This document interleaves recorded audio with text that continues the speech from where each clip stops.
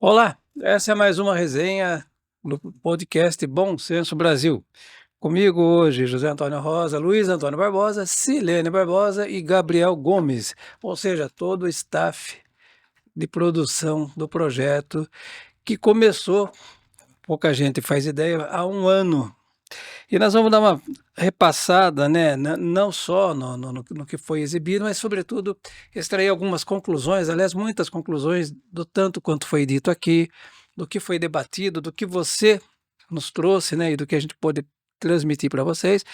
E eu vou começar já inaugurando com uma rodada aqui de avaliação, perguntando como é que foi o ano, o que a gente pode extrair desse ano do podcast Bom Senso Brasil, começando pelo idealizador Luiz Antônio Barbosa. Que... Bom, qual foi a ideia, né, iniciando aí desde do início aí do projeto? A gente já tinha alguns estudos, a gente tinha estudado, já tem uns trabalhos aí de muito tempo analisando essa questão Brasil. Qual era a grande discussão nossa? Por que Brasil não evoluiu como outros países? Por que num espaço de 30 anos outros países viraram potências e o Brasil não? Tá? Tínhamos já algumas ideias, tínhamos aí alguns pontos, né? Mas decidimos o quê? Montar aí esse podcast e começar a trazer pessoas atuantes aí na sociedade, políticos, empresários, dirigentes sindicais, dirigentes de órgãos aí de classe, para dar sua contribuição e falar para a gente sentir também o que se pensa, o que eles pensam, né? O porquê, dar a sua opinião, por que o Brasil não alavanca, e também pegar ideias, né? Quais seriam suas ideias, né? A gente sempre tinha aquela pergunta, né? Pergunta do milhão: o que você acha que a gente tem que ser para daqui a 30 anos nós sermos aí um país desenvolvido, né? Gabriel, quantos eventos foram? Quantos? Foram mais de 60 episódios que a gente gravou ao longo de um ano, desde dezembro, começando. A gente teve bastante feedback positivo, bastante comentário falando, eu quero participar. Teve bastante interesse no tema de educação e comportamento corporativo. Um número expressivo também de visualizações e likes. Selene, dentro aí das suas colocações, trabalhamos também com TikTok, Instagram, correto? Foi isso mesmo. A gente trabalhou com TikTok, Instagram, um pouco de Facebook, o YouTube, né, que é a plataforma principal. Resultado, houve aí bastante visualização também? Teve bastante visualização. E para você, o que ficou? O que você achou da experiência? O projeto teria alcançado seus objetivos? Foi bom? Eu acho que teve. Sabe por quê? É que assim, a parte mais emocionante é quando a gente tá aqui no backstage ouvindo tudo ao vivo, né? E como eu tenho 20 anos, estou fazendo um curso que tudo tem a ver, mas assim, não só pelo curso que eu faço. Qualquer pessoa que viva num país tem que saber o que acontece dentro do próprio país. Tantas pessoas com tanta experiência, com tanto renome para poder estar falando sobre assuntos muito importantes e você ter o prazer de poder estar ouvindo pessoalmente, interagindo com essas pessoas que têm tanto a acrescentar, foi o melhor. Assim, as pessoas deveriam realmente levar pegar um tempo e parar para assistir todos os episódios, mesmo que não seja de interesse, assim, único, sabe? Interesse mais nichado. Por exemplo, a gente falou muito sobre educação, teve segurança. Às vezes você não tem tanto interesse em saber sobre segurança, só que são tantas coisas que a gente não sabia, não fazia a mínima ideia. Até o meu pai, que tem mais experiência, a gente conversa isso em casa, que pra quem não sabe, nós somos pai e filha. É tanta experiência que a gente adquire pelo vasto conhecimento das pessoas que estavam aqui sendo entrevistadas, que é muito gratificante mesmo. Gabriel ficou também aí na retaguarda olhando. Uma coisa que o Gabriel comentou é que o pessoal parece que soltava, começava a falar assim de uma forma assim mais solta, coisa que em uma mídia tradicional ele ficaria mais reticente, mas ele soltava. A gente apontou muito tema que não é discutido em mais nenhum lugar. Então, alguns temas que não trazem muito interesse para a audiência, a gente pegou esses temas, a gente abordou eles para um nicho, lógico, querendo ou não, mas muito importantes para a discussão do Brasil, né? Eu vou abordar rapidinho, né, a questão editorial, até como jornalista, né, por conta de tudo que a gente viveu aqui. Eu acho que o projeto teve o mérito, né, e com todo respeito aos demais que existem, né, que não são poucos. Hoje, podcast não é nenhuma novidade. Tem podcast para tudo que é gosto, preferência, né? Mas acho que o mérito, né, o diferencial do projeto foi pautar temas com aprofundamento que outras mídias convencionais, tradicionais não pautam, elas não abordam. A gente não estava preocupado em investigar a fofoca, o momento, as questões mais Midiáticas. midiáticas, né, mais polêmicas. Ninguém estava interessado, quer dizer, falamos disso, né, mas não era foco saber se o presidente seria preso, o ex-presidente seria preso, ou se o atual ia continuar o mandato, enfim. A gente trouxe para a mesa avaliações abalizadas de gente como bem pontuado pela Selene, né, de gente que tinha o que falar, que soube falar tal, e que até se surpreendeu em alguns casos porque esperava uma outra abordagem, né? Muita gente sentou aqui achando que fosse ter que falar que se era a favor ou contra o presidente preso, se era a favor ou contra o atual governo, não, nada disso foi falado, né? Não que não nos interessasse, longe disso, mas já existem mídias que suprem essa necessidade. E o Bom Senso A Brasil, única coisa que a gente colocava se a pessoa acreditava que a Terra era plana. 99,9% disseram É redonda. que é redonda, né? Então, pelo menos a gente conseguiu salvar uma alma. Mas então, eu acredito que nesse ponto, então, o projeto foi bem sucedido, atendeu, e sobretudo pelo retorno dos próprios entrevistados, mas principalmente de quem acompanhou. Ainda que tenha sido aqui no estúdio, ainda que tenha sido sentado ali na cadeira, vendo, esse feedback é riquíssimo, é muito importante e motiva a gente a dar continuidade e aprofundar mais coisas, a buscar coisas assim. A gente começou, e eu já vou passar a bola já para o próximo ponto aqui, a gente começou mapeando. Isso é uma coisa que o Luiz já faz, não de hoje, né? Mas mapeando a realidade econômica do Brasil a partir do PIB, comparando o PIB de 94, que é um quadro que a gente mostrou aqui a exaustão, quem acompanhou deve se lembrar. Lembrando que o Brasil já teve um PIB maior que o da China. Lembrando que o Brasil já teve condições econômicas muito mais favoráveis que de países que hoje. Enfim, e hoje nós estamos na rabeira das coisas, né?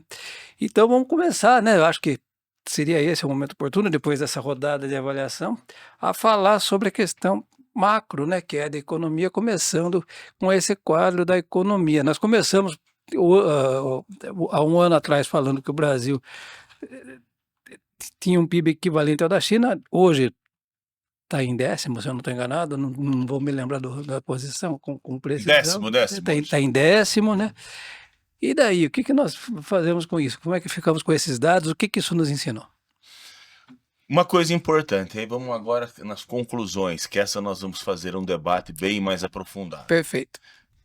Uma das coisas que nós percebemos assim, primeiro ponto, vou colocar aí essa primeira questão do PIB, né, que a gente, como você colocou, tem que colocar primeiro, ó, isso era o Brasil, 94, o Brasil, você vê aí, né, o Brasil numa posição melhor que China, melhor que Índia, Estados Unidos sempre primeiro, aí nós chegamos aí 2023, o Brasil sendo superado pela China, superado pela Índia, superado pelo, lógico, os Estados Unidos, importante, tá? Os Estados Unidos era primeiro e continua sendo o primeiro. Sim. Tá? Sim. E a gente viu isso também em outros lugares, Alemanha, Inglaterra, França, países desenvolvidos sempre mantiveram suas posições. Tá? O Brasil regrediu frente a outros. Tá? A China foi um exemplo assim, vamos dizer assim, fora da curva. Né? Que ela realmente se transformou em potência econômica. Em muito pouco tempo, não? Em muito pouco tempo. Tá? Mas com muito trabalho, como nós vamos ver. Olha, aí nós estamos falando daí de ranking de Brasil, né? O Brasil, em 94, era 8º lugar no ranking. Em 2014, ele chegou a sexto, entre sexto e sétimo. Ele, inclusive, tinha, nesse período, superado o Reino Unido, tá? Em PIB. E hoje está em 10º lugar. Caiu para 10º lugar. Não vemos aí, por conta do desenvolvimento, aí, inclusive de outros países, seguindo aí esse status quo, possibilidade de o Brasil voltar às primeiras posições. Ao contrário, nós estamos vendo países como Coreia, México crescendo o PIB, com a possibilidade de ultrapassar o Brasil. Que o Brasil só regredindo, né? O Brasil sempre estático ou regredindo. E aí a gente vai, o porquê, né? A gente, aquela questão que a gente sempre bate. Ó, prejuízos de ontem, isso é um exemplo, é uma realidade de hoje. A gente trabalhou, a gente colocou em alguns pontos aí problemas, por exemplo, com gastos, né? Desperdício em obras públicas.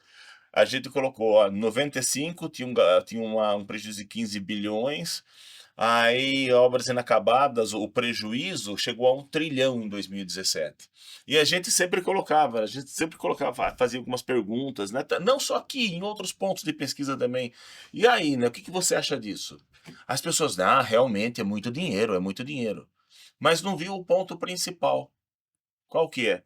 O problema de 95, 2017 e de hoje é o mesmo, não muda. Esse é o problema. O Brasil não muda. Ele se mantém sempre. E aí uma coisa que eu vou colocar aqui para debate também, que vai, né? Uma coisa que a gente sempre perguntou, Selene, qual que era quando a gente falava? Qual é a sua ideia para melhorar o país? A maior parte das pessoas respondiam em quê? Investimento em quê? Educação. Educação.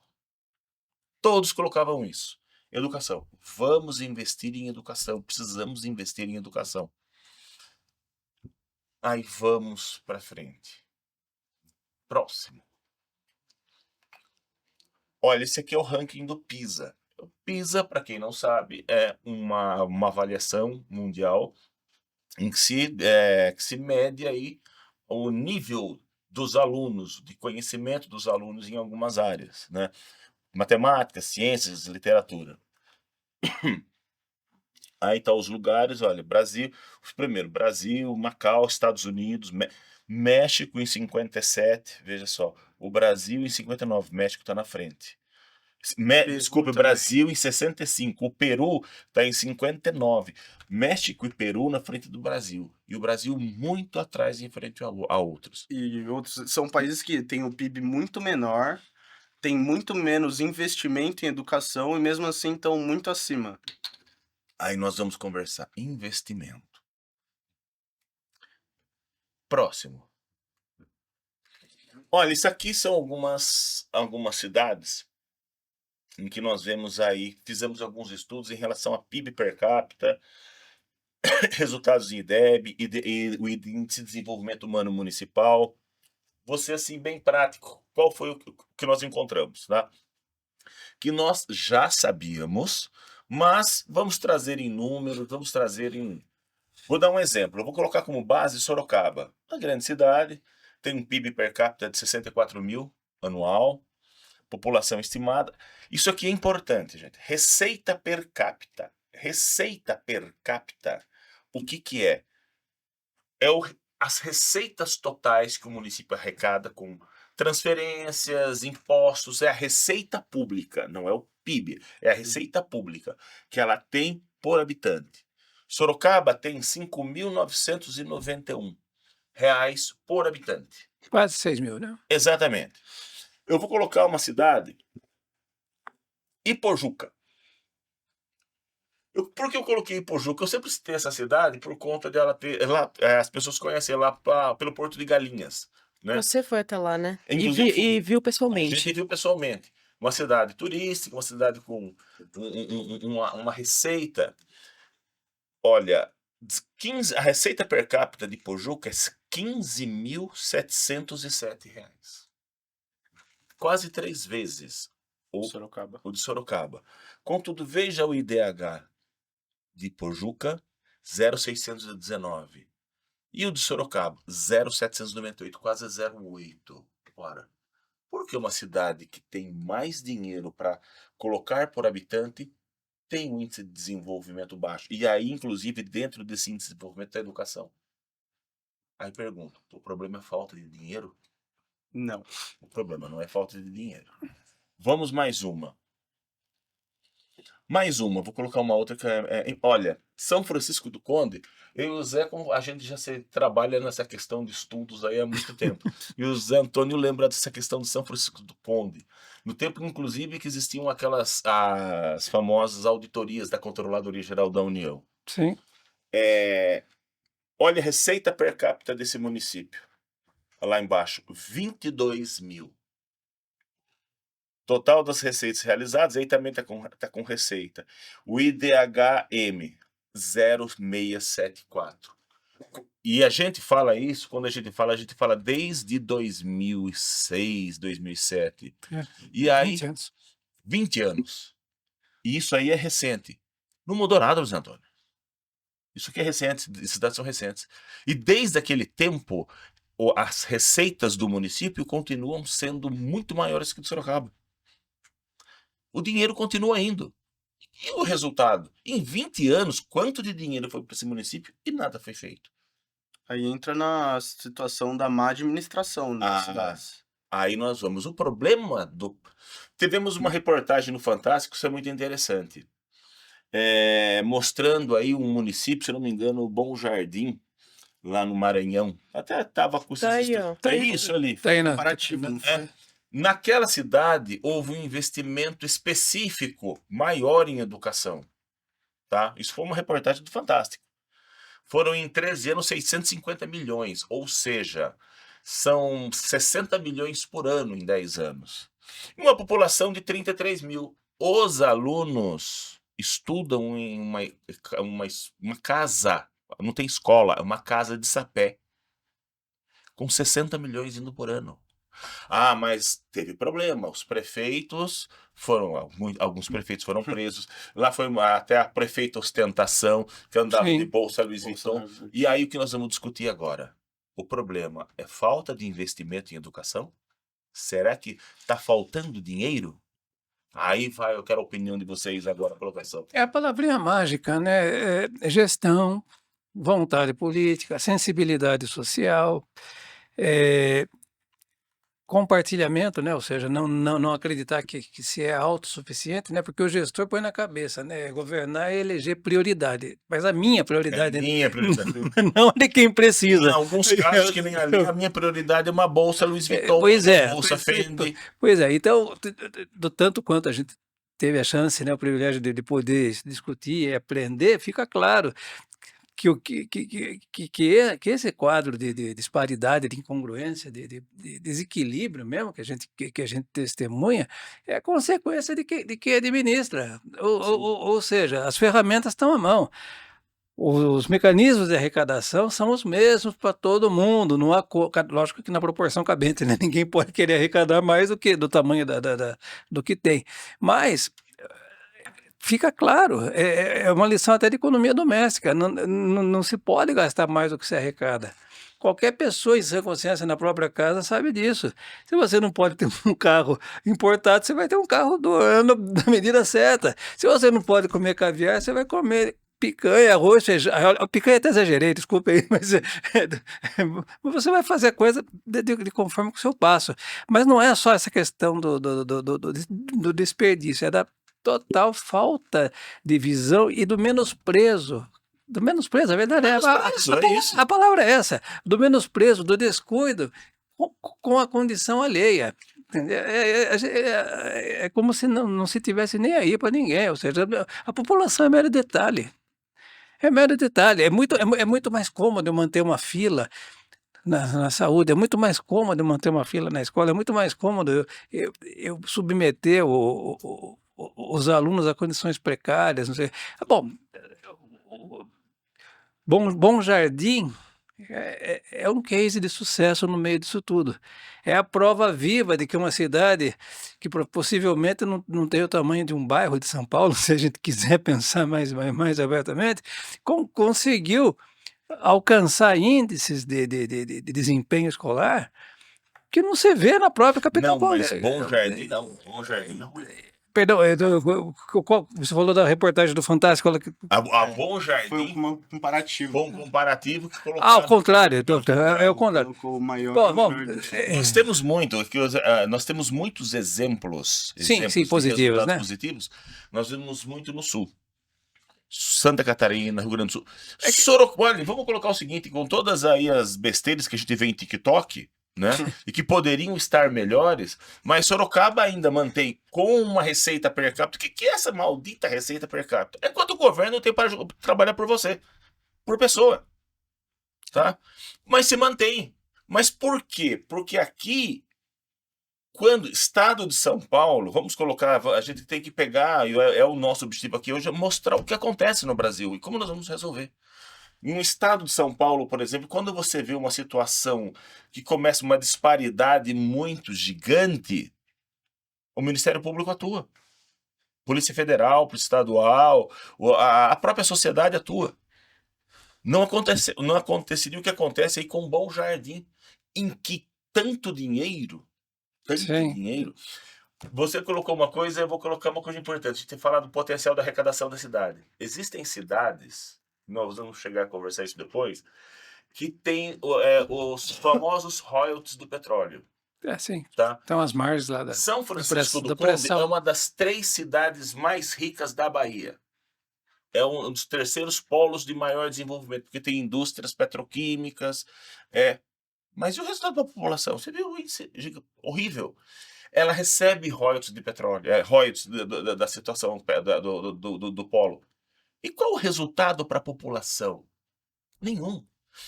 Eu vou colocar até mais, não sei se vocês concordam, mas parece que assim, ganhar uma eleição para alguns políticos é ganhar na loteria.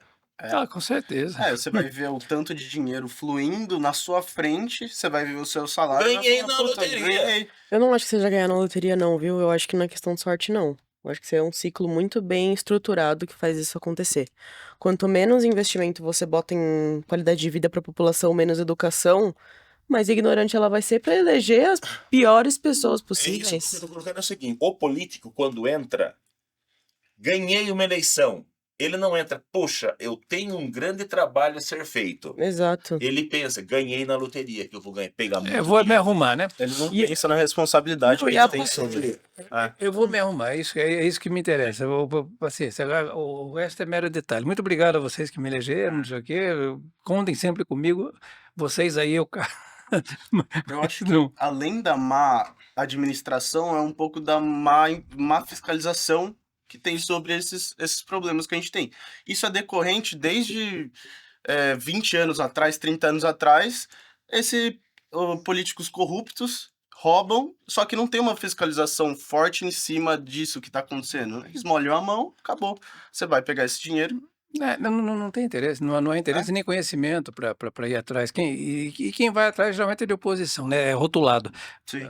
Eu discordo, tomei providências, ingressei com uma medida judicial, questionei isso na justiça, então você é de esquerda, você ou é da oposição, não importa isso aí. Então, e a corrupção também é uma desgraça, com certeza a gente vai falar mais aprofundadamente, até a propósito. Hoje eu vi uma frase lá que me lembraram, que é do Barão de Tararé, que olha que isso tem tempo. Ele fala que a corrupção é o bom negócio para o qual a gente não foi convidado, né?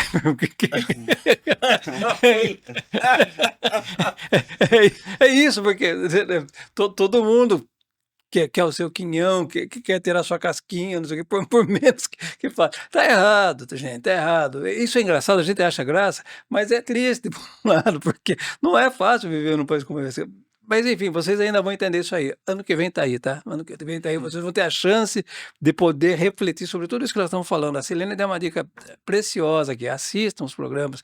Não por terem sido os programas que nós fizemos, mas porque lá tem gente que fala coisas que vocês precisam entender, que vocês precisam aprender. Aí fale um pouco, Zé. Você mostrou hoje uma entrevista do Bial.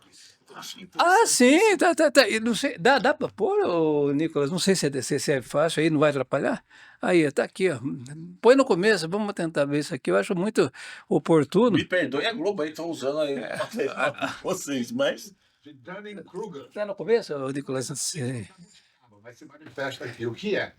Então, isso que a gente chama de ilusão do conhecimento, feita, né, neste enorme diagnóstico, a maior pesquisa já feita sobre valores, atitudes e preferências no Brasil, tive o prazer de conduzir esse estudo junto aqui com a Globo, a gente percebeu, Pedro, que o brasileiro, quando é instigado a responder alguma coisa, né, sobre temas do dia a dia, da economia, da violência, da pandemia, as pessoas acabam achando que acertaram mais do que de fato acertaram essas respostas. É muito curioso. Pra você ter uma ideia, nesse estudo a gente fez 4 perguntinhas básicas. 42%, quase metade dos brasileiros errou tudo. Não soube responder nenhuma dessas perguntas da maneira correta. E quantos desses acharam que tinha acertado? Então, se a média é 0,82 de acerto, nesse Enem de 4 pontos, a taxa de quem acha que acertou é 2,83. Ou seja, as pessoas acham que sabem 3 vezes mais do que de fato sabem, o que é horrível. Primeiro porque isso produz uma ilusão de que as pessoas podem ir para o debate público sem nenhum problema, né? Achando que sempre estão certas, tentando confirmar os seus vieses, quando na verdade a gente devia estar indo a público para ouvir, para conversar. Isso explica um pouco o opinionismo das redes sociais, todo mundo absolutamente cheio de convicções extremadas. 100%. Essa ilusão do conhecimento, que como você disse muito bem, não é brasileira, é do mundo todo, ela se agravou com a dinâmica das redes, em que a gente vive em bolhas essas que fazem com que a gente ache que está certo o tempo todo, e vai em busca de informação, não para aprender, não para ouvir, como os mineiros fazem, mas para dizer aquilo que tem certeza, né? Ou seja, mais do que a dinâmica da conversa, de escutar um ao outro, a gente está vivendo uma dinâmica de querer fazer a sua opinião prevalecer sobre o outro. A tal da ilusão do conhecimento. Então, o que isso demonstra, né? Não fosse pelo brilhantismo da pesquisa, né? Depois do que foi dito aí, pouco resta para dizer, mas a gente vê um link aí, e com todo respeito, sem falsa modéstia também, de que o Bom Senso Brasil, o podcast Bom Senso Brasil, enquanto mídia segmentada, nichada, se quiserem, debate questões que agregam. Então, você pode procurar mídias confiáveis, temas confiáveis. Então, são coisas que são ditas aqui, são posições que são colocadas aqui, que acrescentam, que não tem viés unilateral, de tendência, de preferência, de partido. E é muito preocupante mesmo, como ficou dito, que as pessoas não só não saibam, como achem que sabem, né? Quer dizer, é um negócio meio louco, né? Você pensar, eu estou errado, mas eu tenho certeza que eu estou certo. Quer dizer, é um negócio que não dá link. Então, é essa a ideia de um projeto de comunicação que você volta para isso. E é por isso que as pessoas compram o primeiro discurso que ouvem, é por isso que se segue o rebanho, né, para usar de uma expressão que foi muito usado, porque não se quer ter o trabalho de aprofundar, não se quer ter o trabalho de discutir, de saber. E os meios estão aí colocados para isso, e a gente coloca isso. Eu achei oportuna essa matéria, né, e achei que pudesse fazer o link aqui com esse dia de hoje, para que vocês entendam, para que vocês saibam, e de novo, seguindo o conselho da Silene, confiram. Vejam lá tudo que ficou dito até agora aqui, esses dados que a gente mapeou, que você está vendo passar, isso foi discutido, foi debatido. A questão do PIB, tivemos economistas aqui que vieram para explicar por que o fenômeno aconteceu, qual é o problema da competitividade da indústria. A gente viu Está caindo dia a dia. Exatamente. A gente teve dirigente do segmento industrial, não estamos falando de dono de indústria, não estamos falando de representantes do segmento que falaram, a gente cobrou aqui, viu, vocês são ruins de lobby, vocês não têm a bancada da indústria. No Congresso fizeram, admitiram, nós não somos isso mesmo. Então tem esse caráter. É muito importante que a gente acorde para isso e preste atenção nisso tudo. E atente principalmente para esse desequilíbrio que a gente está acabando de discutir e que descamba para isso. Não comprem a primeira versão que vocês ouvirem. Ano que vem vai acontecer muito disso. Vocês vão ser bombardeados por informações e vão poder comprovar o que a gente está falando. Falando um pouco sobre tudo que você está falando e sobre a entrevista do Bial, como que funciona? Para quem não sabe, como que funciona o algoritmo das redes sociais? Porque ele falou da bolha, né? Sim. As pessoas vivem numa bolha. Isso é muito importante de ser falado. Como funciona o algoritmo das redes sociais? É o seguinte: Todas as redes sociais são inteligências artificiais feitas para que você passe o maior tempo possível consumindo-as, assim como qualquer outro produto. O que acontece? O que eles fazem para isso? Eles vão selecionar conteúdos exatamente encaixados com o que você gostaria de ver e vão ficar te bombardeando disso. Isso faz você viver numa bolha porque se eu sou uma pessoa que, por exemplo, tendo para um lado político uma opinião política sobre certo assunto e pesquiso muito sobre isso, eu só vou receber informações, posts, notícias congruentes com a minha opinião que eu gosto de consumir. Isso faz sim você viver numa bolha. Isso que o Zé falou é muito importante. Aqui nós recebemos pessoas de todos os aspectos, todos os polos políticos, todos os aspectos de informação, pessoas muito bem estudadas, pessoas que realmente têm repertório para poder estar falando sobre o que elas estão falando, porque inclusive nas redes sociais as pessoas que trabalham podem não ter repertório nenhum, podem ser muito bem, sim, boas de lábia, e fazem você acreditar no que elas estão falando, porque elas têm esse dom de conseguir convencer, mas não significa que elas saibam exatamente o que elas estão falando. Você ter a sua opinião com base num repertório garantido, num repertório, como posso dizer, verificado, é muito... Verificável. Exatamente, é muito importante. Aqui a gente recebeu pessoas que têm um repertório muito extenso. De pessoas que estão falando sobre o assunto que estão falando porque vivem todos os dias, ou pessoas que já estão no mais de 10, 15 anos estudando sobre o que elas estão falando, mestre, doutores. Então, assim, muito cuidado quando você, principalmente falando que nós vamos entrar num ano político, ano que vem, ano de eleição, muito cuidado com o que você... E também falando sobre a questão da política, da corrupção, saibam exatamente o que vocês estão fazendo, procurem informações válidas quando vocês forem tomar uma decisão em âmbito político, porque isso vai influenciar não só você, como milhões de pessoas, milhares, seja municipalmente, seja estadual, seja no seu país. Acaba uma decisão errada que você toma, uma opinião que você conversa para um amigo seu, também não está disposto a pesquisar mais, o que pode estar dando de consequência aí para todo mundo que vive com você na mesma cidade, não é? Então, E uma coisa importante, nessa linha que a Silene colocou, nós chamamos pessoas dos mais variados de ideologias, inclusive pessoas, como se coloca hoje, de esquerda, de direita, mas a gente buscou pegar pessoas que, mesmo com vieses, né, políticos diferentes, mas com bom senso, tá? E ao final a gente percebe que, independente desse viés, mas alguns problemas existe aí uma convergência, sabe? Ah, não, isso aqui é um problema, Porque o que a gente vê hoje, nos dois aspectos, seja mais para a direita, mais para a esquerda, é que você tem pessoas dos dois lados que têm ideias, têm seus pensamentos, mas têm ideias. Mas você vê pessoas também que são extremamente, como que eu poderia falar? São pessoas, como que essa ideologia exacerbada? Bitolada. extremista, né? Extremista, bitolado, extremista. E essas pessoas, justamente, esses extremistas que dominam hoje redes sociais. Exatamente. Porque geralmente são as pessoas que mais sabem se comunicar. E eles É verdade, as é pessoas- verdade, é verdade. As pessoas começam. Chega ao ponto de pessoas virem conversar comigo. Como eu falei, conheço as pessoas de todos os pontos. Olha, você viu o que o governo fez? Sabe? Falando assim, olha, isso aqui é uma coisa que o governo fez, Luiz, olha isso. Aí eu olho, ele realmente fez uma coisa que vai beneficiar essa pessoa. Eu falei, velho, isso vai te beneficiar. Ah, não, mas o governo atual que fez e o extremista do lado de cá falou que isso não presta. Ele nem aí aquela história que o entrevistado falou, a pessoa não sabe de nada. Não vou te colocar no linguajar, ela não sabe de nada e quer discutir, quer falar e acha que sabe.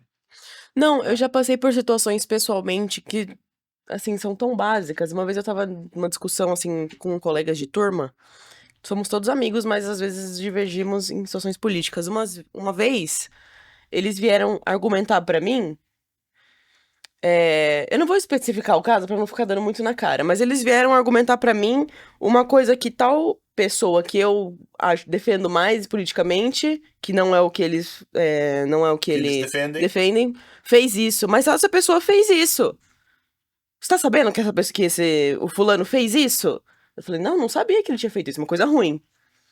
Quando eu chego em casa, pesquiso pra ver o que aconteceu, né? Entro na internet ver notícia. Aí a primeira notícia. Tal informação que tal pessoa publicou no Twitter é falsa. É fake. Tal informação que tal candidato publicou no Instagram é falsa.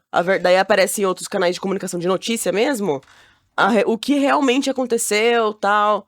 Mas, gente, é só você entrar e pesquisar. Não é porque a pessoa que você mais gosta, mesmo politicamente, tá falando, porque muitas vezes, inclusive, que nem a gente tá falando aqui, as pessoas que estão indo pra política são pessoas que não têm repertório nenhum, do que não sabem o que falar, né? Mas se tivesse, não teria audiência, né? Exatamente. Quem fala bem é cansativo, é maçante, é chato. Exatamente. Eu não quero saber.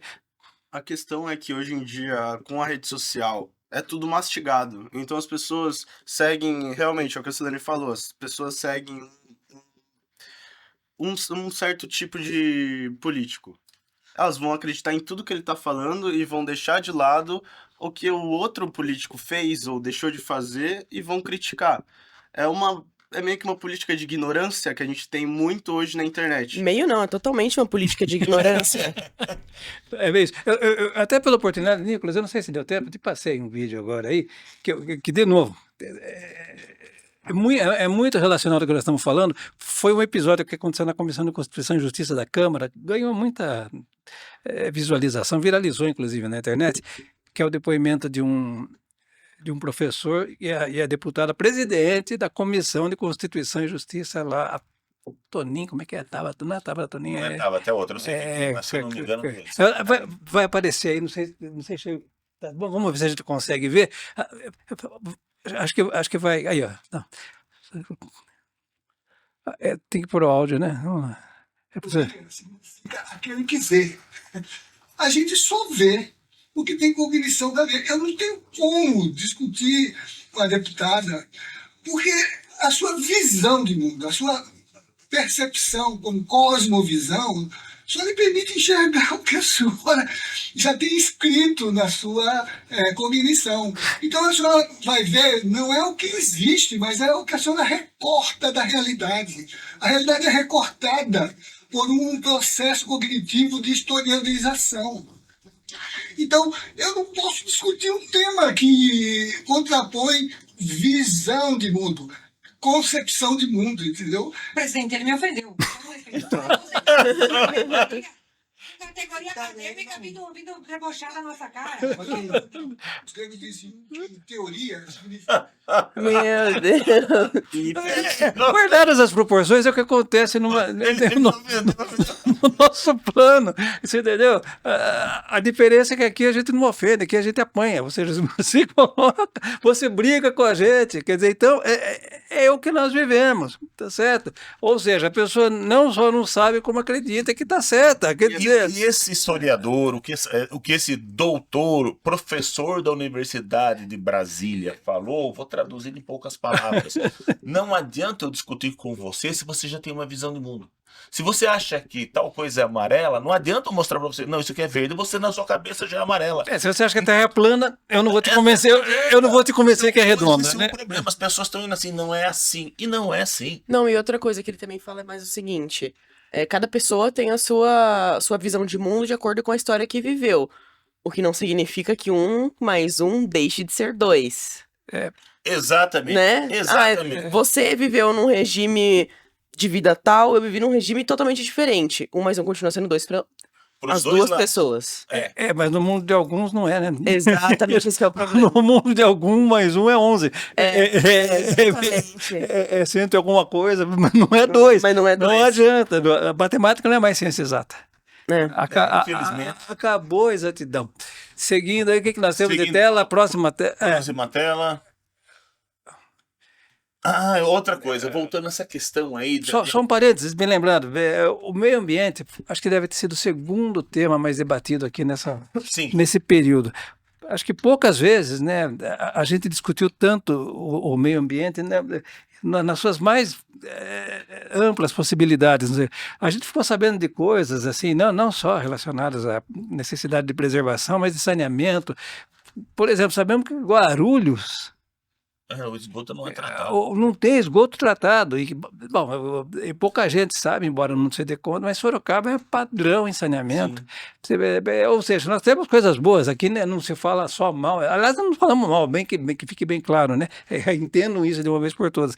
E se falou de qualidade de ar, se falou da questão da marginal direita, você falou da poluição, da emissão, do efeito estufa, do aquecimento climático, da COP30, enfim, eu acho que o meio ambiente deve ter sido, com a educação, o tema que mais rendeu discussões, debates, bons debates por aqui. Porque é um tema recorrente e de extrema importância. Já visto que nós estamos passando no mundo que, muito embora, algumas pessoas que colocaram isso na cabeça, que não estamos passando por mudança climática, que está tudo bem, tudo que o pessoal fala é mentira, a realidade é que nós estamos passando por problemas climáticos.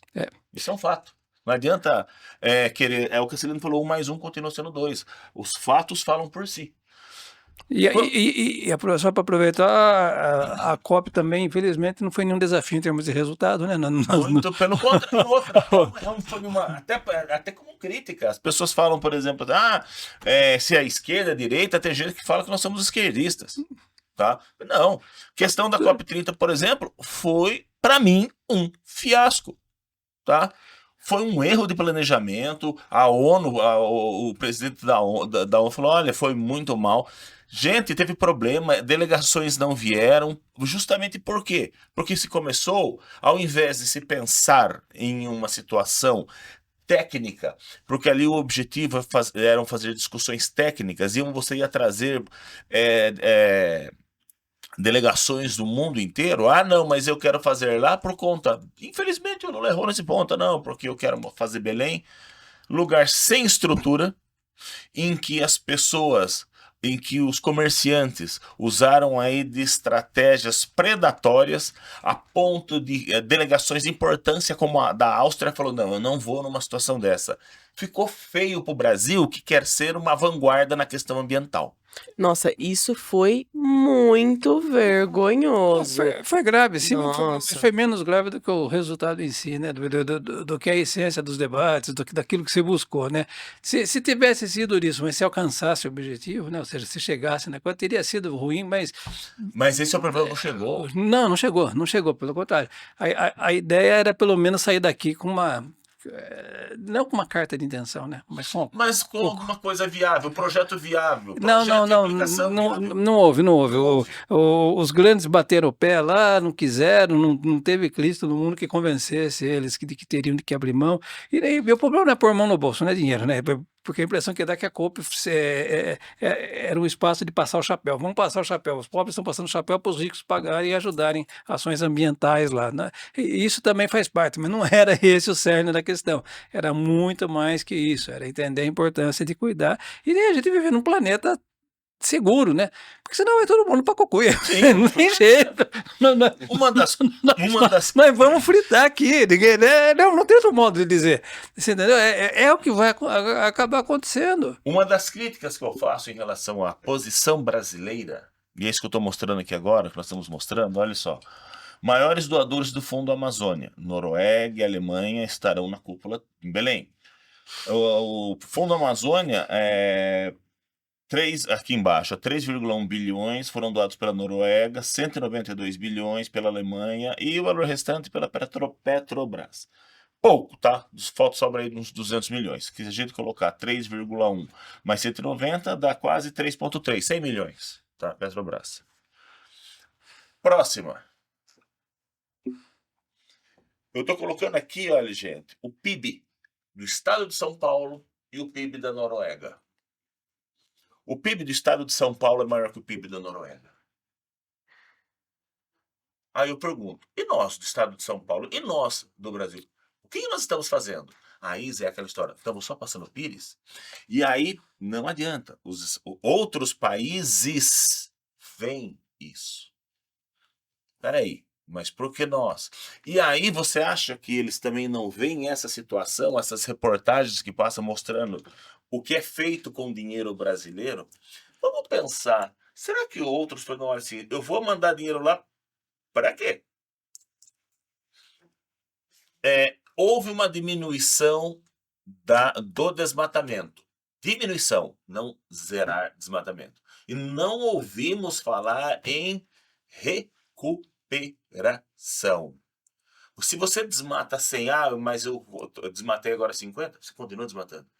Várias reportagens, eu assisto muito aí ao Globo News, a Globo, fantástico, eu tenho aí gosto muito de todos os meios de comunicação, até o pessoal me critica porque eu assisto muito a Globo, eu gosto muito da parte de reportagens dele. Fizeram reportagens fantásticas mostrando reservas indígenas, caminhões à noite derrubando árvores, saindo com toras. Tá, mas se a reportagem conseguiu ver isso, o Estado não viu? Aquela coisa, eles fingem que não vê. E muitas das vezes isso acaba caindo para as outras nações ver e falar, por que eu vou gastar dinheiro? E outra, tem muitas nações que veem isso como uma oportunidade de ter um pedaço da Amazônia. Por exemplo, eu vou investir não sei quantos bilhões, eu quero isso em troca, ou quero, como antes, Portugal tirava pau-brasil, Alemanha, ouro. Então, eles querem essa oportunidade também de tentar alguma parte da Amazônia? Se coloca isso, mas eu acho que não. O que acontece hoje, e aí é uma certa hipocrisia, tá? É o seguinte, essa madeira de lei, né, que vem aí a madeira de lei veio dos tempos aí de Portugal, essa madeira nobre que é retirada, ela não vai para forno, tá? Forno vai eucalipto. Era para construção, para mobiliário, né? Mobiliário. E esse mobiliário, você não. Se você for hoje aqui em Sorocaba, São Paulo, alguma coisa, se você for comprar um móvel, fazer algum móvel, você vai fazer hoje de material compensado. É o que se produz hoje. Eucalipto, MDF. Normal, tudo. Você não encontra para comprar aqui, hoje, Madeira rústica. Madeira rústica. Não. Para onde está indo? Europa. Se fala muito de desmatamento, isso e aquilo, mas eles compram essa madeira, sabem que é ilegal, vira imobiliário em lojas de grande luxo. É um fato isso? É. Tá? E que eu falo que existem algumas hipocrisias. Nesse caso, por que eu estou falando do PIB de São Paulo? Moramos aqui no estado de São Paulo, tá? Esse metal, tem essa mesa tem metal, aqui tem metal. Esse metal aqui, qual é a mina de metal que existe aqui no estado de São Paulo? Quanto tem de extração de alumínio aqui no estado de São Paulo? Nenhum. Tá? É tudo Amazônia. O maior produtor, o maior de bauxita, por exemplo, está no Pará. O que nós usamos no estado de São Paulo... A gente processa, né? O que a gente processa aqui, o que utilizamos aqui, é retirado lá. Só que nós não queremos investir. Cadê o estado de São Paulo, as pessoas do estado de São Paulo querendo investir? Um estado que tem um PIB maior que a Noruega. Qual foi o nosso investimento? Isso falta no Brasil. Nós passamos muito o Pires, mas nós não fazemos a nossa lição de casa, porque nós temos condições. Ninguém quer assumir a responsabilidade disso. Exatamente. Então é fácil pedir, é fácil colocar a culpa nos outros. Isso é um mal não só desse governo, como de muitos outros que vieram. Eu acho que a gente tem que começar a passar e falar assim, não, vamos trabalhar, né, frente a frente. Temos um problema, temos uma Amazônia a ser defendida e precisa ser defendida, não só a Amazônia, Mata Atlântica, Cerrado, Caatinga. O Cerrado está sendo destruído dia a dia. Nós temos que ver o porquê, tá? Exportamos muita carne? Exportamos, mas compramos muito aqui também, consumimos muito. E a carne nossa é mais barata que de outros países, as pessoas reclamam, a União Europeia é extremamente protecionista em relação à carne. Por quê? Porque para você produzir carne lá, você tem inúmeras regras, você tem inúmeras normas que devem ser seguidas, produção confinada, controlada, e o que no Brasil não tem. O Brasil faz daquele sistema de extensivo, destruindo pastagem que vai, O que acontece? A nossa carne fica mais barata. E aí o pessoal lá, pô, nós temos que seguir regras ambientais que eles não seguem, por isso a nossa carne é mais cara. E, cara, e o governo, o nosso governo, o governo deles fala, como que vocês vão nos proteger disso? Tá? Porque quando isso é uma coisa assim que acontece não com o brasileiro, mas com o ser humano. Todo mundo é ecologista, todo mundo defende isso ou aquilo, mas quando mexe no bolso, opa, peraí. Aí fica difícil. Até a página 2 só, né? Até a página 2. Depois, Aí começa a ficar... depois não, Tá, então no meu não. Nós temos muito... e aí, né, vou passar a bola para vocês, para depois eu entrar de tudo isso aí, quais são as conclusões e o que nós vamos começar a fazer agora em cima de tudo isso. Mas antes, queria que vocês dessem mais algumas opiniões aí, que vocês acharam, inclusive, dessas situações. Bom, de novo, essas incongruências de arrecadação, de tamanho de PIB, de volume de receita, de tanta coisa que se a gente compara ao Brasil, não o Brasil, um estado do Brasil, Um estado. com um país lá Que é o maior doador do Fundo Amazônico. o maior reflete, desculpa, reflete tudo aquilo que a gente já vem falando. A falta de vontade política, a falta de sensibilidade e o egoísmo, né? O egocentrismo, né? Na verdade é isso. É cada um olhando o próprio umbigo. São Paulo, apesar do tamanho, da pujança econômica, está mais preocupada em acertar a vida do ex-presidente lá que está preso do que governar, do que melhorar a condição e explorar as potencialidades que tem. Tá certo? Não adianta nada. Todo mundo sabe que porque São Paulo é o estado mais rico, é a locomotiva Sim. do país, que as coisas acontecem aqui. Já se chegou a pensar lá atrás, inclusive, em declarar a independência de São Paulo. Do Sudeste, né? Seria Piratininga do Sul, né? Coisa assim. Coisa que o Vale lá e tal, do tamanho. Mas o que houve? Degringolou. Perdeu-se a motivação. Hoje em dia as pessoas não enxergam mais a mesma coisa. A gente falou muito disso aqui, né? Pode reparar que a agenda de prioridades de gestores e de tudo saiu de cena. Por exemplo, ninguém mais fala de pobre, ninguém mais fala. É como se tivesse acabado a pobreza, ninguém fala da fila de saúde. Aqui se falou de tudo um pouco, e falou-se bem pouco. Mas bem pouco mesmo, das necessidades. Para não ser injusto, nós tivemos aqui a exposição do doutor Ismael, lá que falou de saúde, ele pôs o dedo na ferida. Tem fila na saúde, sim. Tem dengue ainda, sim, aqui, sim, não é bem isso, não. É como se o episódio da vacina lá, da pandemia, tivesse imunizado as pessoas da visão do problema das coisas que tem. Então, por trás dos números, né, dos comparativos da Noruega com São Paulo, de São Paulo com Noruega, está a realidade, ou seja, é aquilo que tem, é a cortina de fumaça que existe para não resolver os problemas que precisam ser resolvidos, para não atender a necessidade de quem precisa, para ver, porque existe. E repito, não se trata de fazer a prática Robin Hood, né? Tirar de rico para dar para pobre, porque o senso comum vai por esse caminho, né? Sim. Você acabou de dizer que nos chamam de esquerda, né? Porque se gostar de pobre é ser de esquerda, se querer um país melhor, um ambiente melhor para quem precisa, é ser de esquerda, então todo mundo aqui é de esquerda. Você entendeu? Eu não quero cometer heresia aqui e faltar com respeito a nenhuma religião, mas eu vi um professor num debate aí na internet, e ele falou que as pautas que Jesus defendia eram todas de esquerda. Você entendeu? Isso não quer dizer que Jesus fosse de esquerda. Você entendeu? Eu nunca vi Jesus levantando uma bandeira, logicamente que ele lutou por um ideal. E não quero, de novo, misturar alhos com bugalhas aqui, pelo amor de Deus, respeito todo mundo e tal. Os cristãos aí que entendam de outro modo, tá? Não se trata disso. Então, enquanto a gente discute o tamanho de PIB e vê a inanição da coisa, a fila está andando, as coisas estão andando, os problemas continuam se acumulando. É aquela coisa, tanto dinheiro para quê? E olha que 659 bilhões ainda para muita gente é pouco. Tem gente que acha que falta dinheiro, né? Não temos recursos. É isso. Não temos recursos. Se você vai reclamar uma demanda, principalmente na área de saúde, a saúde é um sumidor de dinheiro, né? Assim como a educação, é um sumidor de dinheiro. Não, tudo custa mais caro, tudo é mais difícil. Precisamos fazer tal coisa, não temos recurso.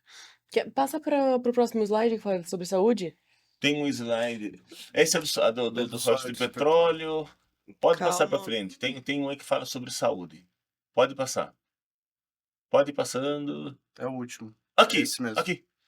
Ó, exclusivo. Isso aí no que nós estamos falando aí, ó. Jornal.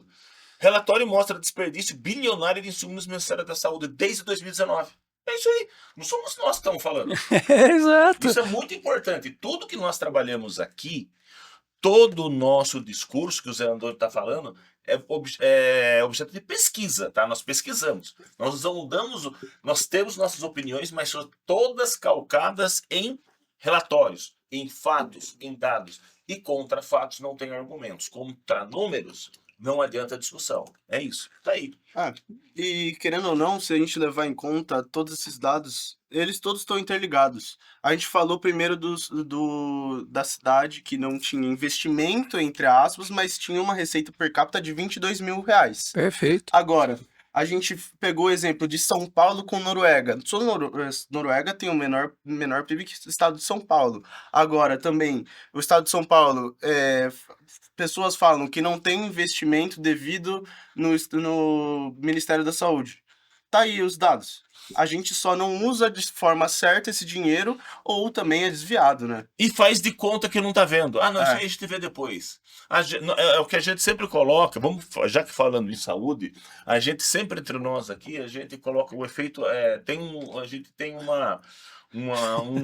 efeito Novalgina. O Brasil tem vários problemas, infecções, tumores, né? Como se fosse, vamos colocar como país mas a gente resolve como? Tomando Novalgina, baixando a febre. A gente nunca ataca o problema. Ou então anestesia o paciente, mas não opera, né? Não opera, exatamente. Deixa aí. Deixa ele anestesiado lá. Nós fizemos um cálculo. É muito mais. Vai que ele cura sozinho na anestesia. Nós fizemos um cálculo recentemente, o desperdício da saúde anual, desperdício, tá? O desperdício.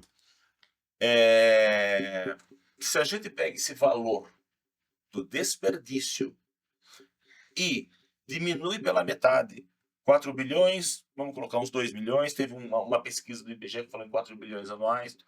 Se a gente pega esses 2 bilhões por ano em 3, 4 anos, nós temos condições, que estamos falando de bilhões, de adquirir tomógrafos e aparelhos de ressonância magnética em 3 anos para zerar quase a fila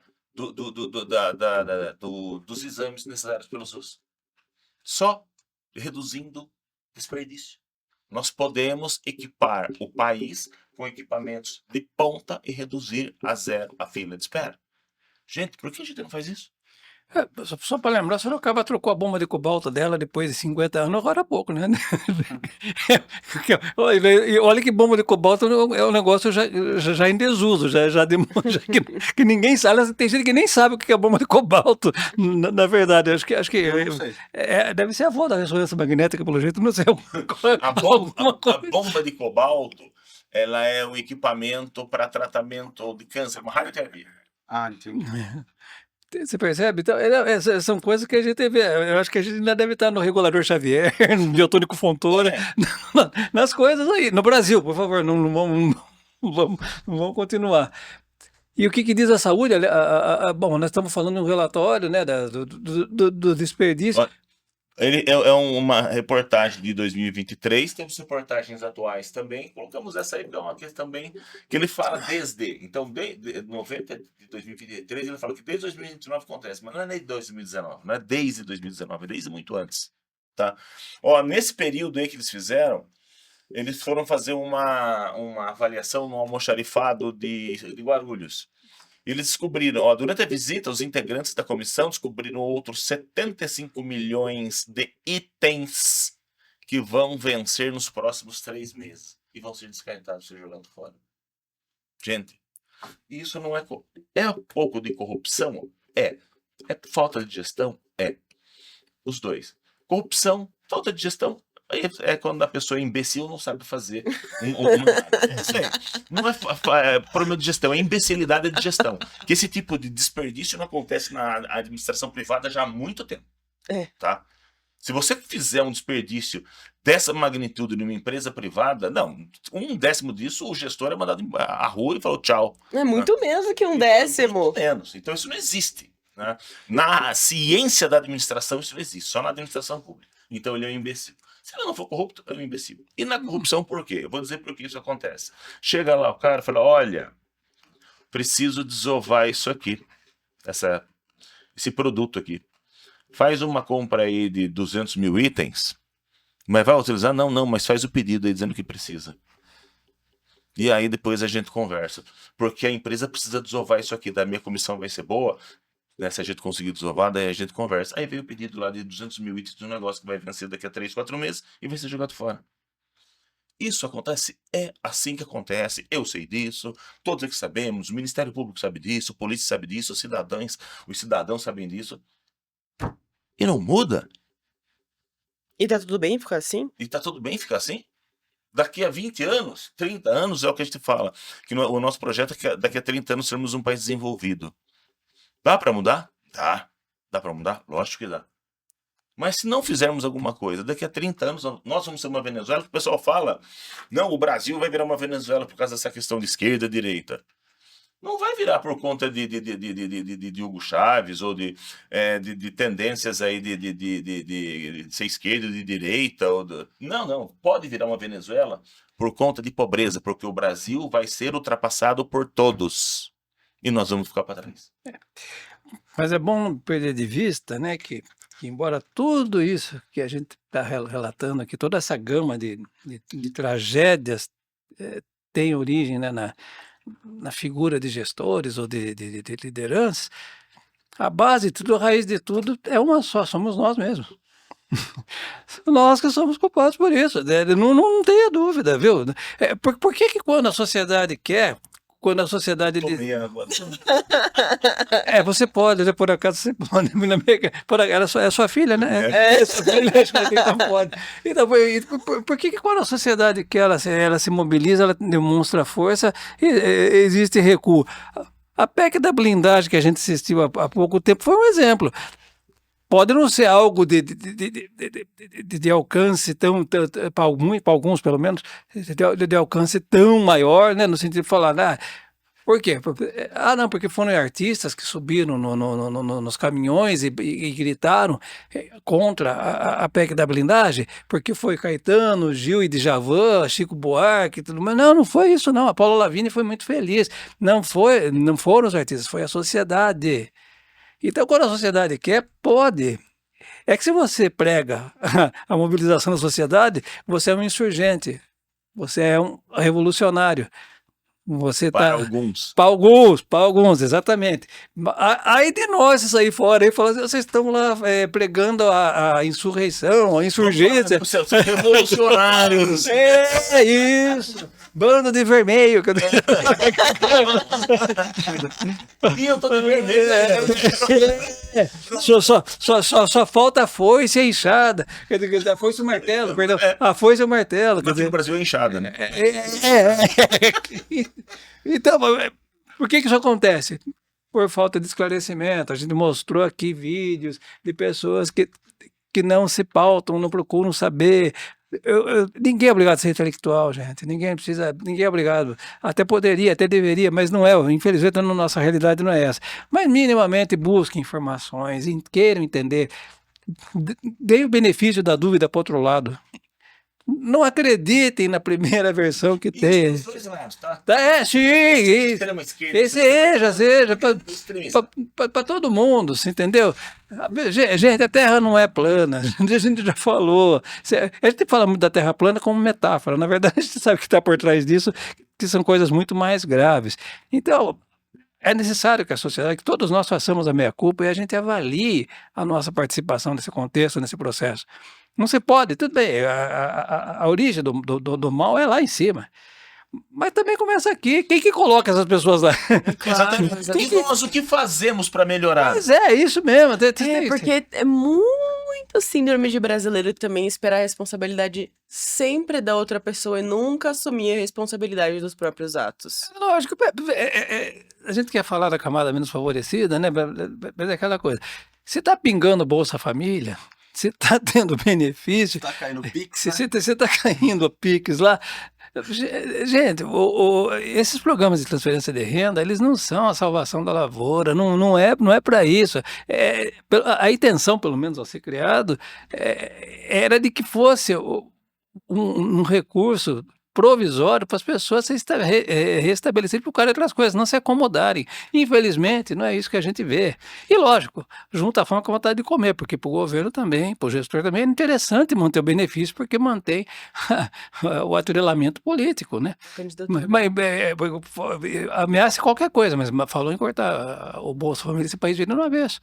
Dependendo do tamanho do... Perdi o voto. Não, Não é, na verdade, mas é basicamente. Gente, a gente tem que pegar, vamos colocar o seguinte, tá? É isso que a gente precisa parar. Toda na minha opinião, posso até sujeito a críticas. Quando surgiu o Bolsa Família, houve um trabalho muito bom, grande, inclusive, eu respeito muito, foi do Suplicy, tá? da renda mínima, né? Isso, da renda É o pai mínima, da renda ele mínima. falou, não tem que ficar tranquilo, tem que colocar o dinheiro na mão da pessoa para que ela coloque, né? Para que ela possa ver o que ela vai colocar dentro das suas necessidades, tal. E a gente precisa disso. Ponto 10. Todo país passa por situações, durante a Covid, Estados Unidos teve um problema, teve que ajudar, teve que criar programas de renda mínima para o pessoal pessoal artístico. Por quê? Porque você tem lá vamos dizer assim, o Johnny Depp que ganha bilhões, mas você tem Artista de rua. e o cameraman, essas coisas que perdeu o emprego, tá? Sabe? E a classe, vamos dizer, a parte operacional ficou sem emprego em Hollywood. Então eles tiveram. Então o problema é que, tem que ser feito? Tem. Mas há quanto tempo foi criado o Bolsa Família? E depois disso, quantos bolsas foram criados? E não para. Foi crescendo a cada ano. Para. Opa, peraí. Isso aí é uma situação que foi criada há muitos anos para atender situações de emergência. E essa pessoa que recebe o Bolsa Família, você tem que trabalhar. E isso o Lula colocou esses dias, né? Eu acho que até ele está fazendo um pouco meia-culpa. Vamos ver e vamos trabalhar para levantar essa pessoa, tá? Levantar essa pessoa. É para cortar o Bolsa Família? Não. O Zé Antônio, vamos colocar, o Zé Antônio precisa do Bolsa Família. Tem um tempo, se trabalha, vamos ver a questão do emprego, que isso consegue, que o objetivo é tirar ele do Bolsa Família. Ah, mas vai acabar o plano? Não. Amanhã, depois, por uma questão de... O Gabriel pode precisar do Bolsa Família, porque ele está numa outra situação, teve um problema. O programa ele tem que continuar, mas atingindo as pessoas certas e não criando questão de dependência. Que uma pessoa que vive 3 anos, 4, 5, 6 e vira cliente do Bolsa Família, está errado. Ele usa como se fosse uma renda mensal, Exatamente. não uma renda de ajuda. E isso existe, tem outras bolsas até estaduais. E o que eu estou falando é verdade, isso aí é colocado direto. E existe, as pessoas comentam. Tem pessoas que criam, que têm filhos para aumentar o rendimento. Existe, gente. Pode não ser a grande maioria, Mas mas tem. existem. E isso é uma coisa. É aí que tá. Entra muito naquela questão da ignorância, né? Você basear. É uma coisa. Chega a ser cruel você pensar que existem pessoas que baseiam a própria existência, baseiam a própria sobrevivência em reprodução. É uma coisa até um pouco animalesca. Não pode existir uma coisa, mas existe. E não bastasse tanta coisa também, o programa é mal coordenado, mal executado, mal fiscalizado. Tem pessoas que ganham salários e estão ganhando Bolsa Família. Não, teve gente que estava na Flórida, em Miami, lá num local paradisíaco, um fazendeiro lá, tal, que recebia. Eu não sabia, eu entrei lá por acaso no sistema, estou recebendo aqui. Então, perdeu a moral. Quer dizer, então isso compromete aqueles que precisam. Esses tempos atrás eu vi uma reportagem no Fantástico mesmo que mostrava três jovens que estavam fazendo medicina que o governo pagou para elas irem para fora, para Flórida, estudarem, o governo estava pagando, mas quando eles foram analisar a fundo mesmo a renda familiar, eles moravam em condomínio fechado, tinha família em Orlando, o pai era um empresário, ganhava muito dinheiro, então E pessoas que assim, precisam, que têm interesse em estudar, podem produzir muito para a sociedade e não tem essa exatamente, possibilidade. estavam ganhando cota porque E aí, é por que o amigo, Brasil não sei cresce? lá. Por que o Brasil não vai para frente? Vê se isso acontece nos Estados Unidos. Vê se isso acontece na China. Se acontecer descobrir uma coisa dessa, o cara toma um tiro. É doido, mas é assim. O pessoal fala da China, até trabalha com comunismo, né? Comunista. Gente, o mundo hoje não é mais esse comunismo que o pessoal falava tanto antigamente, não existe mais hoje, tá? Esse sistema, por exemplo, que existe em Cuba hoje ainda, ou existe na Coreia do Norte, né? Não é mais o base. Vamos colocar a China. A China é comunista por conta do sistema de governo deles. É um país de Mas esquerda, né? é o sistema de governo. É o partido, tá? É o partido comunista, mas é um partido que indica o primeiro-ministro, não tem eleições para isso, tá? Qual a diferença de um Brasil em que, de uma forma ou de outra, nós temos eleições, mas o poder econômico, que as classes que estão no poder, como foi colocado, a gente via em umas reportagens, uma família, 5, 6 gerações estão mandando em uma cidade e roubando. Qual a diferença? Tá? É o povo que está escolhendo, mas por livre e espontânea vontade, ou porque tem que vota para ganhar uma dentadura, um par de chinelo? É. China é um dos países mais capitalistas do mundo, Se não mais. se não o maior país capitalista. Lá eles querem ganhar dinheiro e não estão errados. E muito do nosso problema industrial vem da China por conta das importações chinesas, mas o problema é a China? Não, o problema somos nós. Estamos deixando o nosso parque industrial ser engolido. Então, nós temos que fazer a nossa lição de casa como a China fez. A China tá tá fazendo a certa. dela. A China tá certa. Nós temos que olhar o que a China fez, tá? Vou dar um exemplo aqui de uma entrevista, Zé. Você vai lembrar. O Gabriel Bittencourt. Ah, sim. A gente falando lá, né? O Gabriel de esquerda, né? Sim. Mas muito ponderado, uma das pessoas mais ponderadas, um grande defensor do meio ambiente. A gente conhece Gabriel, ó, Não é de de hoje. quanto tempo? Tem maravilha. Aí ele falou, não, o governo está fazendo alguns trabalhos, né? Principalmente pensando no pequeno produtor rural. Existe aí uma linha de financiamento agora para compra de algumas máquinas da China. Eu até acordei. Você vai ver, tá lá na gravação. Máquina da China, né, Gabriel? Aí ele ficou sem jeito. Da China. Gente, linha do governo. É isso, Isso. E aí eu faço uma colocação muito assim do Lula, que o Lula, quando ele teve no primeiro mandato, ele tomou uma atitude que eu bati palma, eu falei, nossa, né? O Lula está fazendo algumas coisas para lá, para cá, mas eu tenho um apreço muito grande pelo Lula. Não estou falando de seus de esquerda, eu tenho minhas questões de voto, não sei se voto aqui, amanhã, nessa próxima eleição, aqui ou ali. Mas assim, ele sempre foi uma pessoa ponderada. Por mais que o pessoal fale que não, né, eu vejo o Lula como um combatente. Tá passando a idade dele também, né?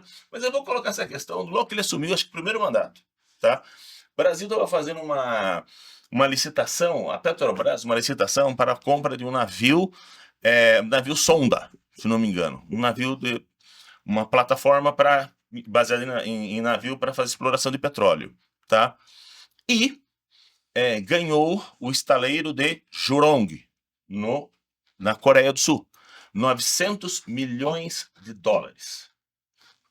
A outra proposta era de 1 bilhão de dólares, a que ficou em segundo lugar, que era uma proposta brasileira, tá? 100 milhões.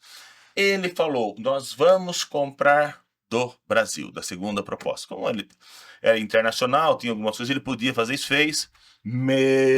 Gente, a imprensa caiu em cima e o pessoal, como isso são 100 milhões? Aí ele chamou, né? Falou, olha, não são 100 milhões. são 900 milhões de dólares gerando emprego em outro país. Tá? E esses 100 milhões de dólares aqui é a nossa carga tributária da nossa folha de pagamento. É isso. E ele fez aqui no Brasil. Isso está faltando um pouco agora. A gente pegar e começar a ver a indústria nacional. O que está acontecendo? Que nós estamos mandando emprego para fora. Hoje se tem muito, não, está havendo a diminuição da pobreza, nós estamos aí em pleno emprego. Gente, nós não estamos em pleno emprego. Emprego é aquele emprego como tem na Alemanha, como tem nos Estados Unidos, como tem em países envolvidos, em que você tem um salário mínimo adequado, você tem todas algumas garantias. Esse pleno emprego do Brasil hoje é MEI. Pessoas que trabalham ganhando. Pode pegar água, eu pegar água. Melhor dar um tempo, senão vai ficar um negócio meio estranho, que essa mexida. A gente bebe água, não parece. Mas, assim, são pessoas que quase como subemprego, subcolocação. Estão fazendo isso de sobrevivência. Então, não, pleno emprego não. Nós estamos muito longe disso, tá? O que está se colocando hoje, as pessoas que estão entrando, são pessoas que estão, inclusive, como a gente viu, com o representante do Sebrae. Muitas dessas empresas, dessas colocações, em pouco tempo quebram. É verdade. Tá? Então, esses que estão em pleno emprego hoje, daqui a 1, 2 anos, vão estar quebrando. Porque nós estamos numa sociedade, hoje em dia, até se coloca o seguinte, a parte de serviços, a parte de comércio cresceu. A indústria cada dia mais caindo. Mas esse comércio que está crescendo, eu vou ali na esquina, uma loja de produto chinês. A outra ali, você vai nos grandes magazines ou nos grandes centros, máquinas que eram produzidas no Brasil, de marcas brasileiras, você vai lá agora made in China. E uma coisa interessante para falar sobre o MEI é justamente essa, o Plano Emprego MEI. Plano Emprego é microempreendedor independente, né? Só que no Brasil nós temos, inclusive já foi falado em um dos episódios, o maior número só de direito de faculdades do mundo. Sim. Só de direito. Então, assim, o que adianta um país que tem milhões de pessoas sendo formadas todos os anos em âmbitos de tecnologia, engenheiros, biólogos, médicos, para um país dominado por microempreendedorismo independente? Individual. Individual, perdão. É isso, tá? Hoje no Brasil, vou dar um exemplo. O país hoje que mais forma engenheiros, investe muito na formação de engenheiros é a China. Mas eles têm tecnologia para colocar esses caras. Os engenheiros estão se formando em escola EAD. Tá? Desculpe, eu acho que tem algumas coisas que podem ter EAD, né? Mas tem coisas que não dá, a tecnologia não dá.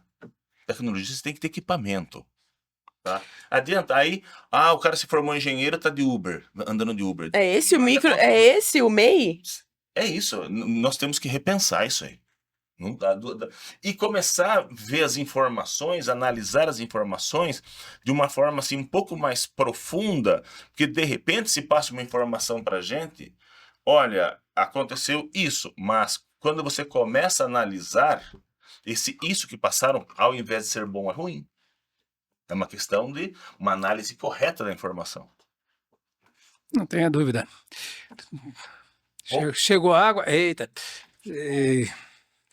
Você sabe que essa conversa sobre licitação, sobre concorrência, tá, me abriu. A gente fica com uma coceira aqui de. Gabriel, Calma. Tudo bem? Você quebrou o diretor aí. Então, essa história de licitação, de concorrência, a gente fica com uma coceira se segurando aqui. Não é para isso, por favor, não é essa a ideia do projeto, não é. Mas é inescapável a oportunidade, não dá para a gente deixar de passar. Eu lembro de uma piada, não tem outro nome para dar, do que o Sérgio Rabelo contou num show, que foi muito oportuna e que reflete um pouquinho da nossa realidade. Porque o brasileiro ri de fratura exposta, né? A gente ri da própria desgraça aqui, mas é como tem. Conta-se, né, que numa concorrência aí participaram, e me perdoe aí as nacionalidades elencadas, tá? Participaram o português, o americano e o brasileiro, né? E o o português abriu a proposta dele e ofereceu lá 30 milhões de reais. Quando perguntaram para ele por que seria 30 milhões, ele falou, é porque 10 são os custos, 10 são os cargos e 10 é o meu lucro, beleza. E o americano, nós vamos fazer 60, por quê? Porque 20 são meus custos, 20 são os encargos e 20 é meu lucro. Aí foi o brasileiro, 90. 90? Por que 90? A gente dá 30 para o português e divide o resto de nós. Não é para isso, mas você percebe, a nossa cultura não merece tudo isso aí. Continuamos a saúde. Não sei se vai haver espaço, mas teve um tema recorrente aqui que foi bastante. Eu acho que poucas vezes o judiciário foi tão protagonista como num ano como esse que está terminando, né? Pro bem e pro mal, para acerto e para erros. Aliás, a gente está aí vivendo a questão da decisão do ministro que proíbe impeachment de ministro do Supremo. Quer dizer, antes a briga era entre executivo e legislativo, agora é legislativo e judiciário com o executivo, ou seja, é uma bagunça generalizada, ninguém entende nada. E a justiça ficou do jeito que está. E a gente falou muito de justiça aqui, a gente falou... Realmente, essa questão dos poderes está muito complicada.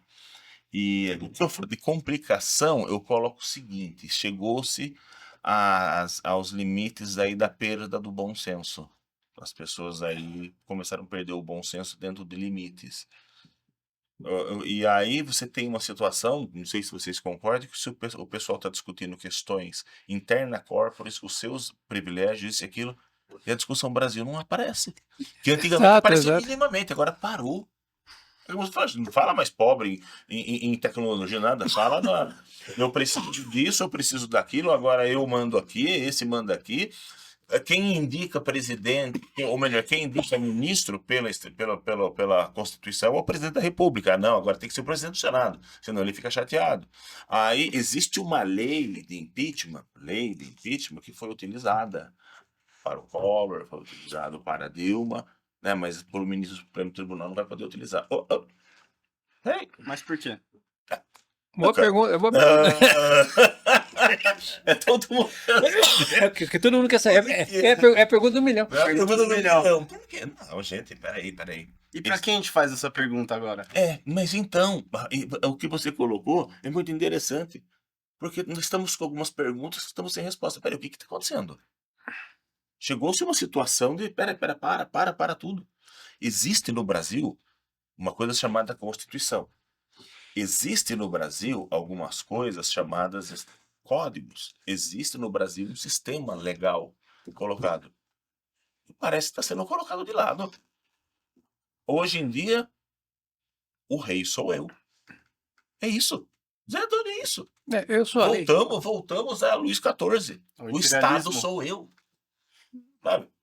Isso que você está colocando, você também é um jurista de renome, um grande causídico.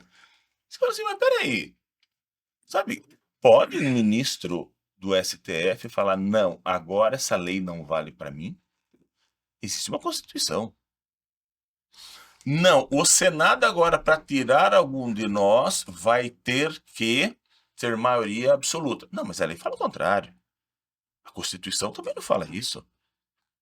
Peraí. Não, eu tenho que preservar os nossos cargos. Não.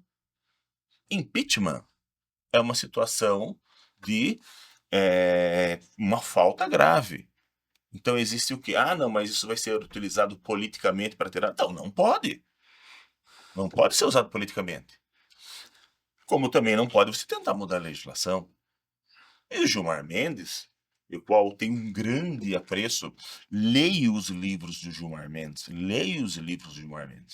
Tá?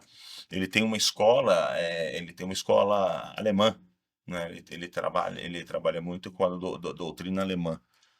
Ele tem, inclusive, ele é professor, ele é universitário, ele tem um centro de estudos lá em Brasília. E eu vou falar para você, se caísse uma pergunta dessa, vamos esquecer o que aconteceu. Em um dos cursos dele, se alguém respondesse que o ministro do STF podia fazer isso, ele daria 0. Ele daria 0. Então, nossa, gente, Entendeu? Nós estamos vendo aí. Não pode, tá errado. A discussão hoje, o Brasil parou para saber quem vai ser o novo ministro do Supremo. Existe, hoje saiu no José Antônio, quero que você debata isso. Olha só, uma reportagem dizendo que os ministros do Supremo estão muito chateados com o Messias, porque ele fez um pedido, né, para que fosse reconsiderado. Mas ele não é ministro do Supremo, ele é o advogado da União, ele tem que defender a União enquanto advogado da União. Não é isso? Sim, sim, é. Estão chateados com ele? Porque as pessoas são. Eles têm o direito de ficar magoados. São dois trabalhos, é ficar magoado e não adianta nada. É o tipo de situação que a gente não consegue entender, né? Ou seja, né? Escolhe-se indica, que também está previsto em lei, né? Na verdade, na Constituição, a prerrogativa de indicar o ministro supremo ainda é do presidente, salvo engano, né? Pelo menos, se a gente gosta ou não gosta, cabe ao Senado reprovar. Se o Senado reprovar, pazaza. Se não reprovar, até hoje não reprovou ninguém, né? Que eu lembro nunca foi. Parece que foi só no tempo do Floriano Peixoto, alguma coisa assim, faz muito tempo, tá? Põe tempo nisso. Então é complicado você imaginar primeiro porque a escolha desse advogado-geral da União estava primeiro lastreada no fato dele ter proximidade com o Lula, né? Bom, há que você ter um elo com o presidente. Nos Estados Unidos também é assim, em outros países beleza. Assim. Tudo bem, beleza. Depois levou-se em conta o fato dele ser do segmento evangélico, porque eles queriam aplacar um pouco da ira da bancada evangélica. E precisaria ter o apoio da bancada evangélica. De apoio de bancada evangélica, né? Aí, de repente, do nada ou não, né? O presidente do Senado simplesmente disse que não aceita ou que não concorda, porque o indicado dele, presidente do Senado, seria o ex-presidente do Senado, o antecessor dele lá, o Rodrigo Pacheco, né? Ou seja, é um descumprimento a uma sequência de regras que a gente não entende. O presidente da República não pode indicar ministro, o ministro não pode ter o impeachment decretado. E aí, que bagunça é essa? Exato. E há quem diga que o homem não passa na sabatina. Já. Uma coisa, tá? Eu conheço o trabalho do Messias, né? Ele é advogado da União, o pessoal já falou que ele não é advogado concursado, ele é assim, ele é de carreira da AGU. Da AGU, ele é procurador da Fazenda, se eu não me engano, tá? Começa já a falar besteira. E a gente vê o posicionamento dele, ele é um bom quadro. Ele é uma pessoa assim muito técnica, muito técnica. Ele sabe as peças dele quando a gente vê, quando a gente estuda alguma coisa do Supremo, assim, que a gente vê são muito técnicas, são muito boas. Ele tem é um quadro técnico. É que tá se pensando a longo prazo também. Tem o seguinte, né? Isso não foi quem disse, foi no Jornal da Globo lá, a Júlia do Elib, que analisa, ela estava falando, está projetando o cenário seguinte: ano que vem tem eleição. Ganhe quem ganhar, ele terá 3 indicações para o Supremo para fazer. Então é necessário, eles já estão preparando o terreno, ou tentando minimamente equilibrar, de modo que tenham dentro do Supremo uma composição alinhada com o ideário. Com o valor político. Exatamente, com o ideário de quem governar. Tá certo? Porque a gente sabe, infelizmente, que autonomia, independência, imparcialidade, ou pelo menos condições que o magistrado deva ter, numa condição dessa, vai até um ponto, né? Não que a gente duvide da lisura dos ministros, não se trata disso. Mas na cabeça de alguns, é assim que funciona. O Bolsonaro indicou 2, né? O Nunes Marques. O André Mendonça e o Nunes Marques. E o Nunes Marques, para colocar. Mas o que houve? Na divisão lá, a primeira turma, para muita gente, é o espelho do inferno, né? Porque só decide contra, quer dizer, então não tem como. para começar, conseguiu reunir. Isso porque um saiu, né? Me pediu para sair, porque senão mas imagina só, quatro é, que compartilham da mesma coisa. Então é besteira. Uma vez na escola de governo lá na USP que eu fiz, eu vi uma palestra de um juiz lá que falou que falou com todas as letras e sem constrangimento nenhum. Não, por mais que se queira dizer, ninguém nega a natureza política do Poder Judiciário. Não pense de outra forma. Não tenham a ilusão de que é diferente. Isso não desmerece ninguém, eles não deixam de ser bons juristas, eles não deixam de ser lumiares, até porque para estar lá não pode ser qualquer Barnabé, né, Sim. formado na esquina, né? Você acabou de falar do currículo do João Marmentos. Aliás, o currículo de todos eles lá fala mais por si. Então, quando você movimenta as peças nesse tabuleiro aí, você está projetando um cenário futuro. A questão, porque é muito pouco você imaginar que você não quer uma pessoa, um Supremo, sem condição. Não quer, o presidente pisou na bola comigo, está indicando outra pessoa e o meu indicado é outro. Ora, as bolas, se tudo que envolve, né, a condução dos rumos do país em vários setores passa pela negociação política antes, então não há necessidade mais de lei nenhuma. Então não há porquê. A lei diz que o senhor indica, desde que seja o meu indicado. Tá certo? A lei diz que o Senado pode pode decretar impeachment de ministro. Mas o ministro diz que não pode. É. E decide Você pode me processar, mas eu falo que não. decide que não. Então, de modo que a gente vê essa bagunça generalizada. Então, José Antônio, mas aí vamos. O que você colocou está completamente certo. O grande problema é que não era assim. Tudo bem, existem. Quando o juiz que falou isso aí, existe ele é um agente político, o juiz. Sim, Trabalha frente à lei, mas existem situações que existe uma decisão política, principalmente em STF. Tá? Existem decisões. O problema é que hoje perdeu-se limites de razoabilidade. Houveram perdas de noções entre separação de poderes de todos os lados. E quem eu estou vendo que está se enfraquecendo é o Poder Executivo. com certeza. Olha, estamos com medo, Senado, estamos com medo do efeito Dino. Por que o efeito Dino? Porque ele está pesquisando, ele está fazendo os processos, conduzindo os processos contra emendas aí, isso vai para alguém. Então não pode. Peraí. O efeito Dino é porque ele está fazendo o trabalho dele direito? Porque ele tem que... que história é essa? E se o Messias for lá e tiver o efeito dele e fizer o trabalho dele? Porque o trabalho do ministro não é proteger senador. O trabalho do judiciário é proteger a república. É a sociedade, a coletividade, não interesses particulares. E isso, aí eu falo, o Congresso se perdeu.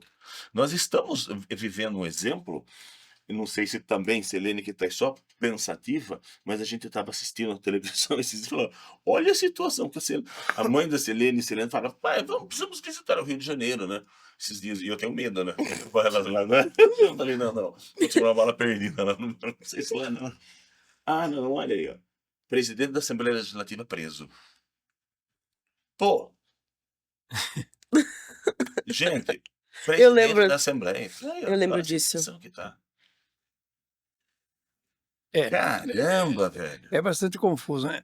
E tem uma peculiaridade desse negócio aí. Parece que o nome Messias não está muito bem cotado nas questões políticas judiciais aqui desse país, né? Um Messias está preso e o outro não consegue ser ministro. Né? A gente tá. Isso porque é Messias, né? Imagina se fosse outra coisa, né? Perdão do Messias verdadeiro, logo que não é fácil, não, né? Mas é complicado. Próxima tela, qual que seria? Acabou. Chiquito, agora nós vamos para as conclusões e aquilo que nós vamos fazer. Pois é. Então você nos aturou esse ano todo. assistiu às entrevistas, né?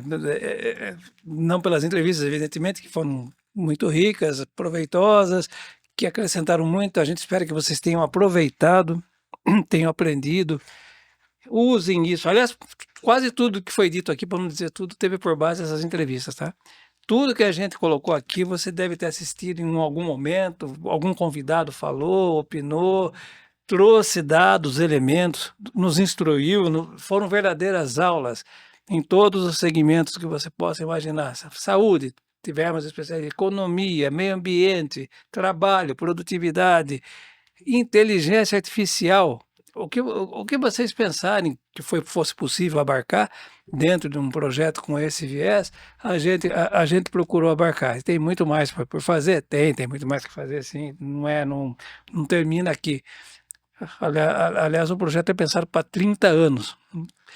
O Luiz já contou isso logo de início. Mas a gente repassou a agenda do país, procurou, da maneira mais transparente, isenta e distante de ideologia possível, embora muita gente nos considere, segundo ele conta, de esquerda, né?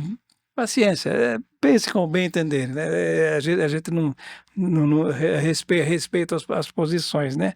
Então, tudo que a gente falou aqui e que relatou foi dito isso. O maior feedback que a gente teve aqui, sem desmerecer de ninguém, ou de vocês, principalmente da audiência, está aqui na mesa. Nós estamos com a Silene, que tem 20 anos, o Gabriel, você tem quanto mesmo? 20 também. Estamos dois jovens de vida. Faço uma idade diferente.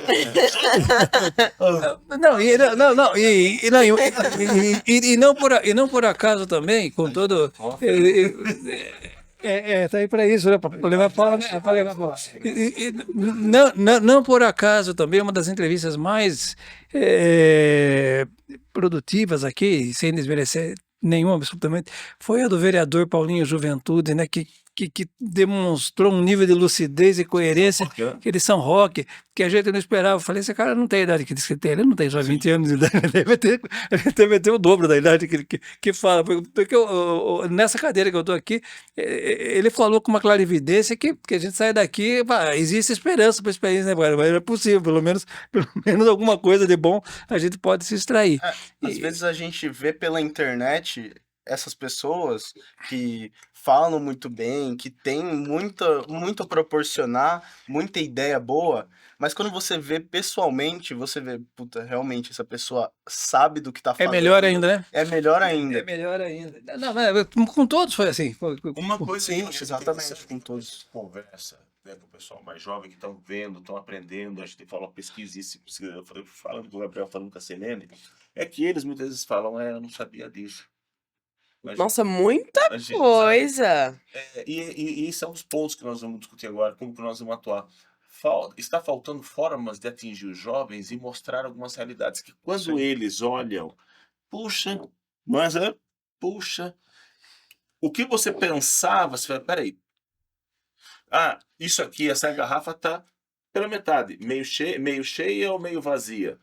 E ele sempre tinha, não, tá meio vazia. Não, ela tá meio cheia, agora vamos aumentar mais. Sim. Quando se tem a informação correta, não viciada por ideologia, informação técnica calcada em questões sociais, em situação econômica, um negócio diferente. Sim, eu falando por mim mesmo, muitas das coisas que eu aprendi pesquisando, analisando os dados, são coisas que eu via na mídia, mas era mais com um viés mais político, puxando para um lado, puxando para outro, não só... Um olhar mais crítico, né? Isso aqui tá errado ou isso aqui tá certo. Exatamente, não só os dados, você analisar os dados verídicos e ver por si só. Entende? Então, eu acho que falta muito disso hoje em dia na sociedade. Você pegar esses dados, estudar realmente, ver o que é verídico, o que não é, você ver com seus próprios olhos, não sobre a crítica de alguém ou sobre o julgamento de outra pessoa. Olha, eu vou dar um exemplo de uma coisa que está acontecendo agora, que antes da gente entrar na conclusão, eu acho interessante que essa questão de dados está se colocando agora uma questão chamada reforma administrativa. Tá? Questão relacionada aos funcionários públicos. E a gente via, eu coloquei isso aqui e fazia essa pergunta, não aqui para as pessoas. Essa pergunta que eu colocava, esse questionamento, não é para para jovens, não era só para jovens. Eu fazia pergunta para professores, políticos de tempo, empresários. Olha essa reportagem que saiu, não no veículo geral. O Brasil gasta 14% do PIB com funcionários públicos. Estados Unidos gasta 10% do PIB. União Europeia gasta 10% do PIB. Aí eu falava, o que você acha disso? Nossa, você acha certo isso, Luiz? O Brasil gastar 14% do PIB com funcionário público? Tá errado, né? Quantas vezes a gente já viu isso? Né? Políticos Muita gente se fala que o problema do Brasil é o funcionarismo público. Sabe, e eu tenho que fazer essa defesa. Sou obrigado a fazer essa defesa do funcionalismo público por conta disso. Tá? Existem problemas? Existem. Mas não é bem por aí. Tá? Vou explicar por quê, antes que comecem a me enxovalhar. Né? Porque quando o Brasil hoje começa a eleger alguns responsáveis por crise. Porque é fácil falar, foi ele, é ele, e não é bem assim. Eu falava, puxa, você acha muito, né? Exatamente, 14%, Estados Unidos tem 10%. Aí eu falava, só que os Estados Unidos tem 10 vezes o PIB do Brasil, mais de 10 vezes o PIB do Brasil. Ele gasta o PIB inteiro dele com funcionário público. Ou melhor, ele gasta o PIB inteiro do Brasil com funcionário público. E aí? Olha o parâmetro. E não tem muito mais gente nos Estados Unidos do que tem aqui. Não, pior. Tem mais no Brasil. Pior. Sistema de saúde. Pessoas vão à falência no sistema de saúde americano, porque não tem saúde gratuita. O Brasil paga dentro desses 14% todo o sistema único de saúde. Eu vi reportagens de que americanos vieram aqui, tiveram problemas de saúde, foram atendidos, isso é fato. E eles falaram, puxa, me dei mal. Quanto vai ficar isso? Não, o sistema público brasileiro cobre. Hã? O cara ficou assim. Hã? Que ele pensou que se acontece nos Estados Unidos, você sai com uma conta de 50 a 100 mil dólares. Ixi. Tá? É uma das poucas coisas que é universalizada e não tem apoio. Então, e viver na sangria desgraçada que dá, né? Quer dizer, é um negócio que... os Estados Unidos têm mais funcionários públicos per capita que o Brasil. Porque ele gasta um PIB inteiro do Brasil. Então se coloca uma informação que não é mentirosa. Não é mentirosa, é verdadeira. O Brasil gasta 14, os Estados Unidos gasta 10. Só que ele oferece metade do serviço do Brasil e gasta o PIB inteiro do Brasil com a administração pública. Então, gente, tem que repensar. É aquela que é a história quando a gente começa a analisar. Saiu essa informação? Mas vamos ver como é que está. União Europeia é a mesma coisa. A Alemanha gasta 10%, o PIB dela é 3 vezes maior que o do Brasil.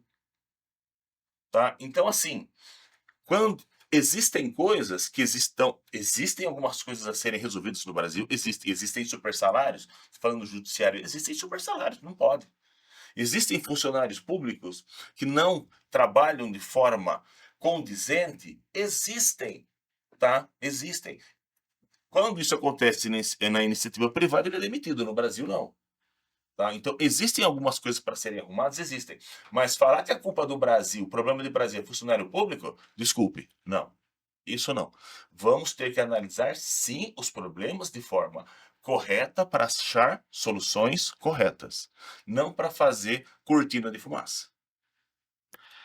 Perfeito. Vamos agora às conclusões do que vamos fazer? Pois é, durante esse ano todo, né, enquanto você... Aliás, desde o primeiro programa, né, você nos ouviu dizer, mais exatamente o Luiz, dizer que esse projeto ele tem um foco, né? É muito bom debater, é muito bom analisar, é muito bom ouvir opiniões, mas é melhor ainda propor ações práticas, né? É melhor ainda colocar a mão... Daqui a 20 anos nós vamos estar discutindo de novo a mesma coisa. E daí chega o grande momento, né? A gente já explicou, já falou, já deu ideia. O que são essas ações, como elas vão ser executadas, quando elas vão começar. Então, a gente vai dar uma pincelada nisso, vai tentar esclarecer essas dúvidas que possivelmente ainda existem, pontuando, né, que dentro daquilo que tinha sido dito, o Luiz vai falar melhor, já existe um evento programado, né, pelo menos formatado, né, que vai dar conta de debater, né, e de executar, né? De debater, a gente já está já tá batido de tanto Isso. debater, a gente já está meio cansado. Então, Luiz, como é que fica, né? O que que nós podemos começar? A partir do ano que vem, então? Primeira coisa que nós temos que fazer, Sim. tá? Que nós vamos fazer. Não sei se vocês já viram a história, né, daquele rapaz que andava com uma lanterna procurando um homem honesto. Ó, o Diógenes, né? Aí deixa eu achar um aí.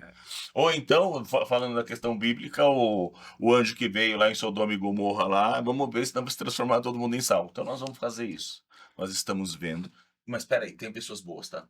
Já estamos conversando com pessoas boas, pessoas de sociedade, empresários, que têm interesse em ajudar. O que nós já colocamos de ponto. De início, nós temos que fazer um trabalho pensando em sociedade. Não adianta ficar fazendo projetos, conversando com o governo, não. Nós temos que dar o primeiro passo. Nós, sociedade, temos que dar o primeiro passo. Temos que fazer os primeiros eventos e começar o trabalho de forma organizada, mas sempre com viés de crescimento, tá? Então, por exemplo, educação, tá? Quais são as ilhas de excelência que nós temos em Brasil? Que nós temos algumas coisas, mas as ilhas de excelência. Escolas com um orçamento muitas vezes até defasado, conseguem participar de Olimpíadas estrangeiras de matemática, de física e ganhar medalhas, tá? Então, como que funciona isso? O que que eles fazem, tá? Como que nós vamos aplicar isso em outras escolas? E vamos fazer a aplicação desse projeto em escolas com diretores que queiram, porque não são todos os diretores que queiram. Ah, não, tá muito bom do jeito que tá. Por isso que eu falei da lanterna. Nós estamos procurando, garimpando aqueles que têm interesse em fazer, como se fosse um esquema meio viral. Começa, vai, e aí nós vamos aumentando. Mesma coisa a questão de saúde. Temos exemplos aqui, até em Sorocaba nós temos um grande exemplo. E a gente precisa até, ficamos de conversar com ele, não conversamos, que é a Santa Casa. Sim. O padre Flávio, né, que eu sempre falo que fez um... Padre Flávio, se o senhor estiver nos assistindo, por favor, Gente, atenda, oriente sua assessoria a nos atender. Eu fui na Santa Casa esses dias, né, dar uma olhada, nossa, que bonito, que trabalho bonito. Tá muito bom a Santa Tá Casa. muito bom, tem que falar. E ele é um exemplo. E esses exemplos têm que ser mostrados e replicados, tá?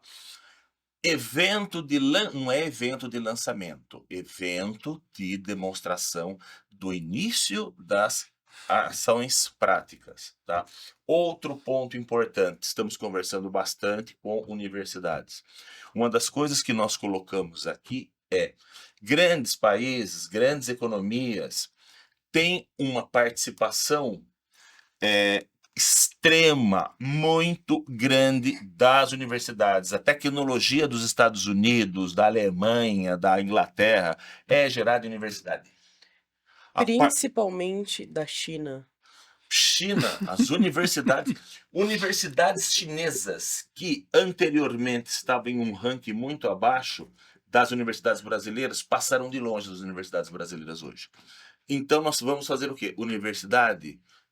Professores universitários, doutores, nós vamos sentar junto para o trabalho ser em conjunto. A universidade tem que aparecer. Porque temos um outro ponto. Ao contrário do investimento em escolas de ensino básico, que eu falo, discuto com quem quiser. Eu tenho números aqui. Não é uma questão de não investir. Ou melhor, é de gerenciar o que tem. Porque o problema é que o que tem hoje é desperdiçado de forma assim clara, cristalina, para quem quiser ver. Não é não investir, é gerenciar o que tem. Tá? Só que nós temos uma situação dentro da universidade pública brasileira, ao contrário, Zé, não existe investimento na universidade. Nós vemos situações como a Universidade Federal do Rio de Janeiro que não tem dinheiro para pagar luz. E são centros geradores de tecnologia. Os Estados Unidos é o que é hoje por conta de Harvard, Yale, Princeton, tá? Caltech. E o Brasil? Temos grandes universidades, temos a Unesp, temos a UFSCar, temos a USP, só que elas ainda estão aquém da participação que elas devem ter no desenvolvimento nacional, seja social e seja econômico. Hoje a universidade está muito mais para fazer discussões, questões assim de sociais, que são importantes. Mas a parte técnica, a parte de geração de tecnologia, de ciência, que é o objetivo da universidade, se degringolou um pouco. Então nós precisamos trazer a universidade para o protagonismo que ela tem que ter. Então nós vamos trabalhar muito com a universidade. Já estamos conversando com alguns professores da área que já se interessaram muito, falaram, estamos juntos, vamos fazer. Existem pessoas interessadas, tá? Existem pessoas interessadas. E é isso que nós temos que fazer. Começar com essas pessoas, começar a fazer alguns eventos, começar a fazer algumas aplicações práticas na área de meio ambiente principalmente, questão meio ambiente urbano, isso que a gente está fazendo a Valéria, né? Que é outra colaboradora, ela não está aqui porque ela está em São Carlos fazendo um doutorado. Outra filha. Outra filha. Isso aqui é um nepotismo descarado. Viu? Mas eu sou pai de filhas bonitas. Isso aqui não tem nada a ver comigo não, tá? Ninguém gosta de ser pai de filho feio. Ninguém quer. Ninguém assume. Mas então, nós vamos trabalhar com universidades, empresas, pessoas que têm interesse e tem muitos interessados. E aí nós vamos começar a fazer as ações práticas neste sentido. E não é uma ação assim, a gente tem algumas ideias, mas nós vamos colocar para o grupo, estamos colocando para o grupo, tá? Eu posso fazer isso, mas a ideia é começar a fazer. E o evento será esse primeiro encontro que nós vamos colocar as pessoas em uma mesa redonda, que a ideia é que a gente consiga filmar e consigamos aí fazer os debates, o objetivo. Eu quero fazer isso meio que rápido. Em janeiro eu quero já conversar com pessoas para a gente já sentar e já fazer, a gente já começar nesse sentido. Tá? Mas fala assim. Tá? Para a gente começar a fazer as ações práticas. Por quê? Tudo que nós fizemos agora foi para quê? Para confirmar, para ter ideias da situação do Brasil. Isso que a gente está falando. E a questão da educação voltando, é a questão do mantra. Todo mundo fala, nós vamos mudar o Brasil e investir na educação. Não, o dinheiro está aí. Tá? Ou melhor, a gente pode até falar em investimento, mas na área universitária, que não tem. Temos que melhorar a educação básica. Temos, lógico, que os índices delas estão muito ruins, mas existe dinheiro para isso. Tá? E é essencial mudar, nós vamos fazer um trabalho muito forte nisso. Por quê? Porque são essas pessoas hoje que estão com 6, 7 anos, que daqui a 30 anos vão ser as pessoas que vão estar comandando o Brasil. Então a gente precisa estar investindo neles. Porque senão vai ser a mesma coisa de sempre. Então nós estamos dividindo bem as linhas de atuação e já montando as primeiras questões práticas com pessoas, investidores, empresas que têm interesse nisso. Existe uma preocupação muito grande dos investidores. Estou colocando assim um dos grandes problemas, empresários que têm interesse. Puxa, mas eu não vou criar uma animosidade com um governo tal, com um governo tal. É algo a ser vencido, esse pensamento, mas eles têm a razão por causa do sistema que nós estamos vivendo hoje. É verdade. Mas, como repito, nós não estamos aqui para brigar com o governo. Pelo contrário, nós estamos aqui para ajudar. Tá? Por menos que alguns acreditem, tá? Por menos que alguns acreditem. Por quê? Porque é o meu país, é o seu país. Sabe, eu fui viajar recentemente, fui para a Itália, né? Voltei, lá a gente olha assim, puxa vida, tá? Puxa vida.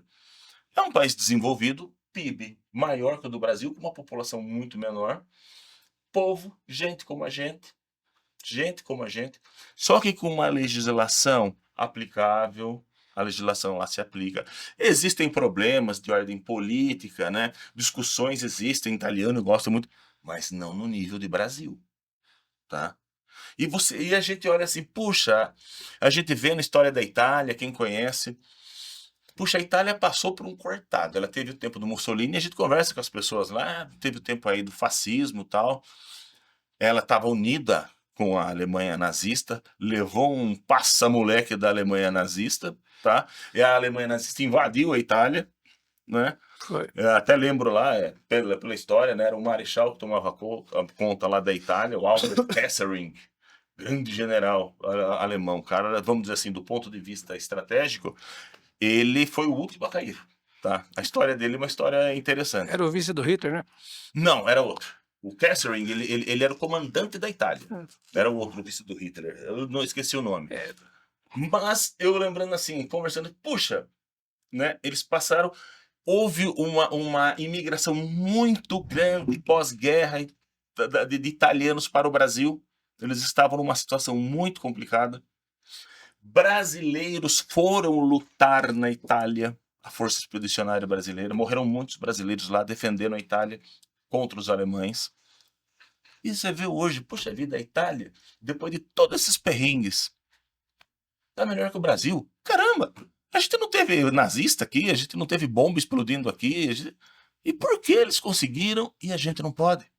Isso vale para a Inglaterra, que a gente sempre coloca que outros países passaram. A Alemanha, que teve tempo que a Alemanha tinha uma bomba a cada metro, de tanta bomba que tinha naquele país. Mudaram e hoje acho que a segunda, terceira maior potência do mundo. E por que nós não? Não dá. Eu fico triste, verdade. Eu olhava assim, puxa, sabe...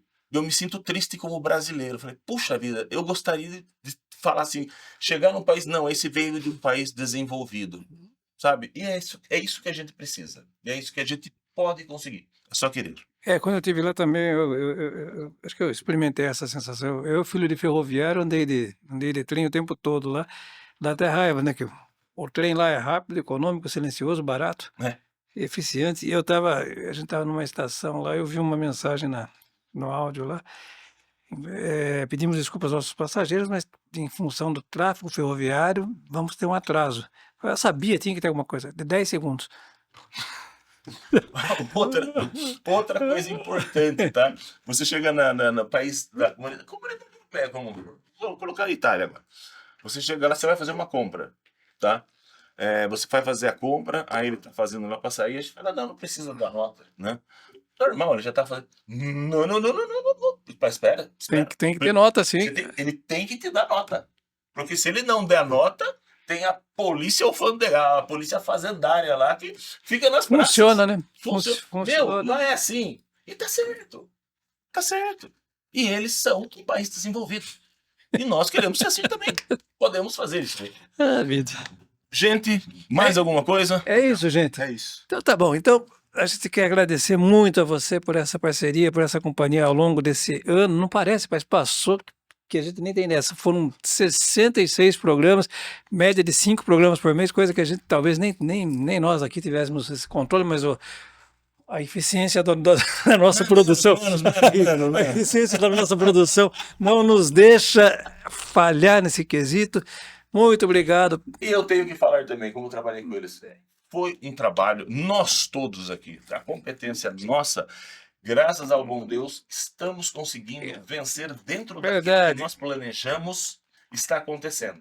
Lembrando, é um projeto de longo prazo, passamos o primeiro ano. Essa etapa do que a gente queria fazer, conseguimos. E agora nós vamos fazer. Muito bom. E para não perder a deixa, né? A gente deseja aqui um final de ano abençoado, um 2026 feliz, cidadão, consciente, que o que vocês tenham ouvido aqui da gente, que vocês tenham aprendido com a gente, pelo menos não com a gente, mas com os nossos convidados, oriente um pouquinho vocês para que a gente consiga fazer desse país um país de bom senso. Muito obrigado.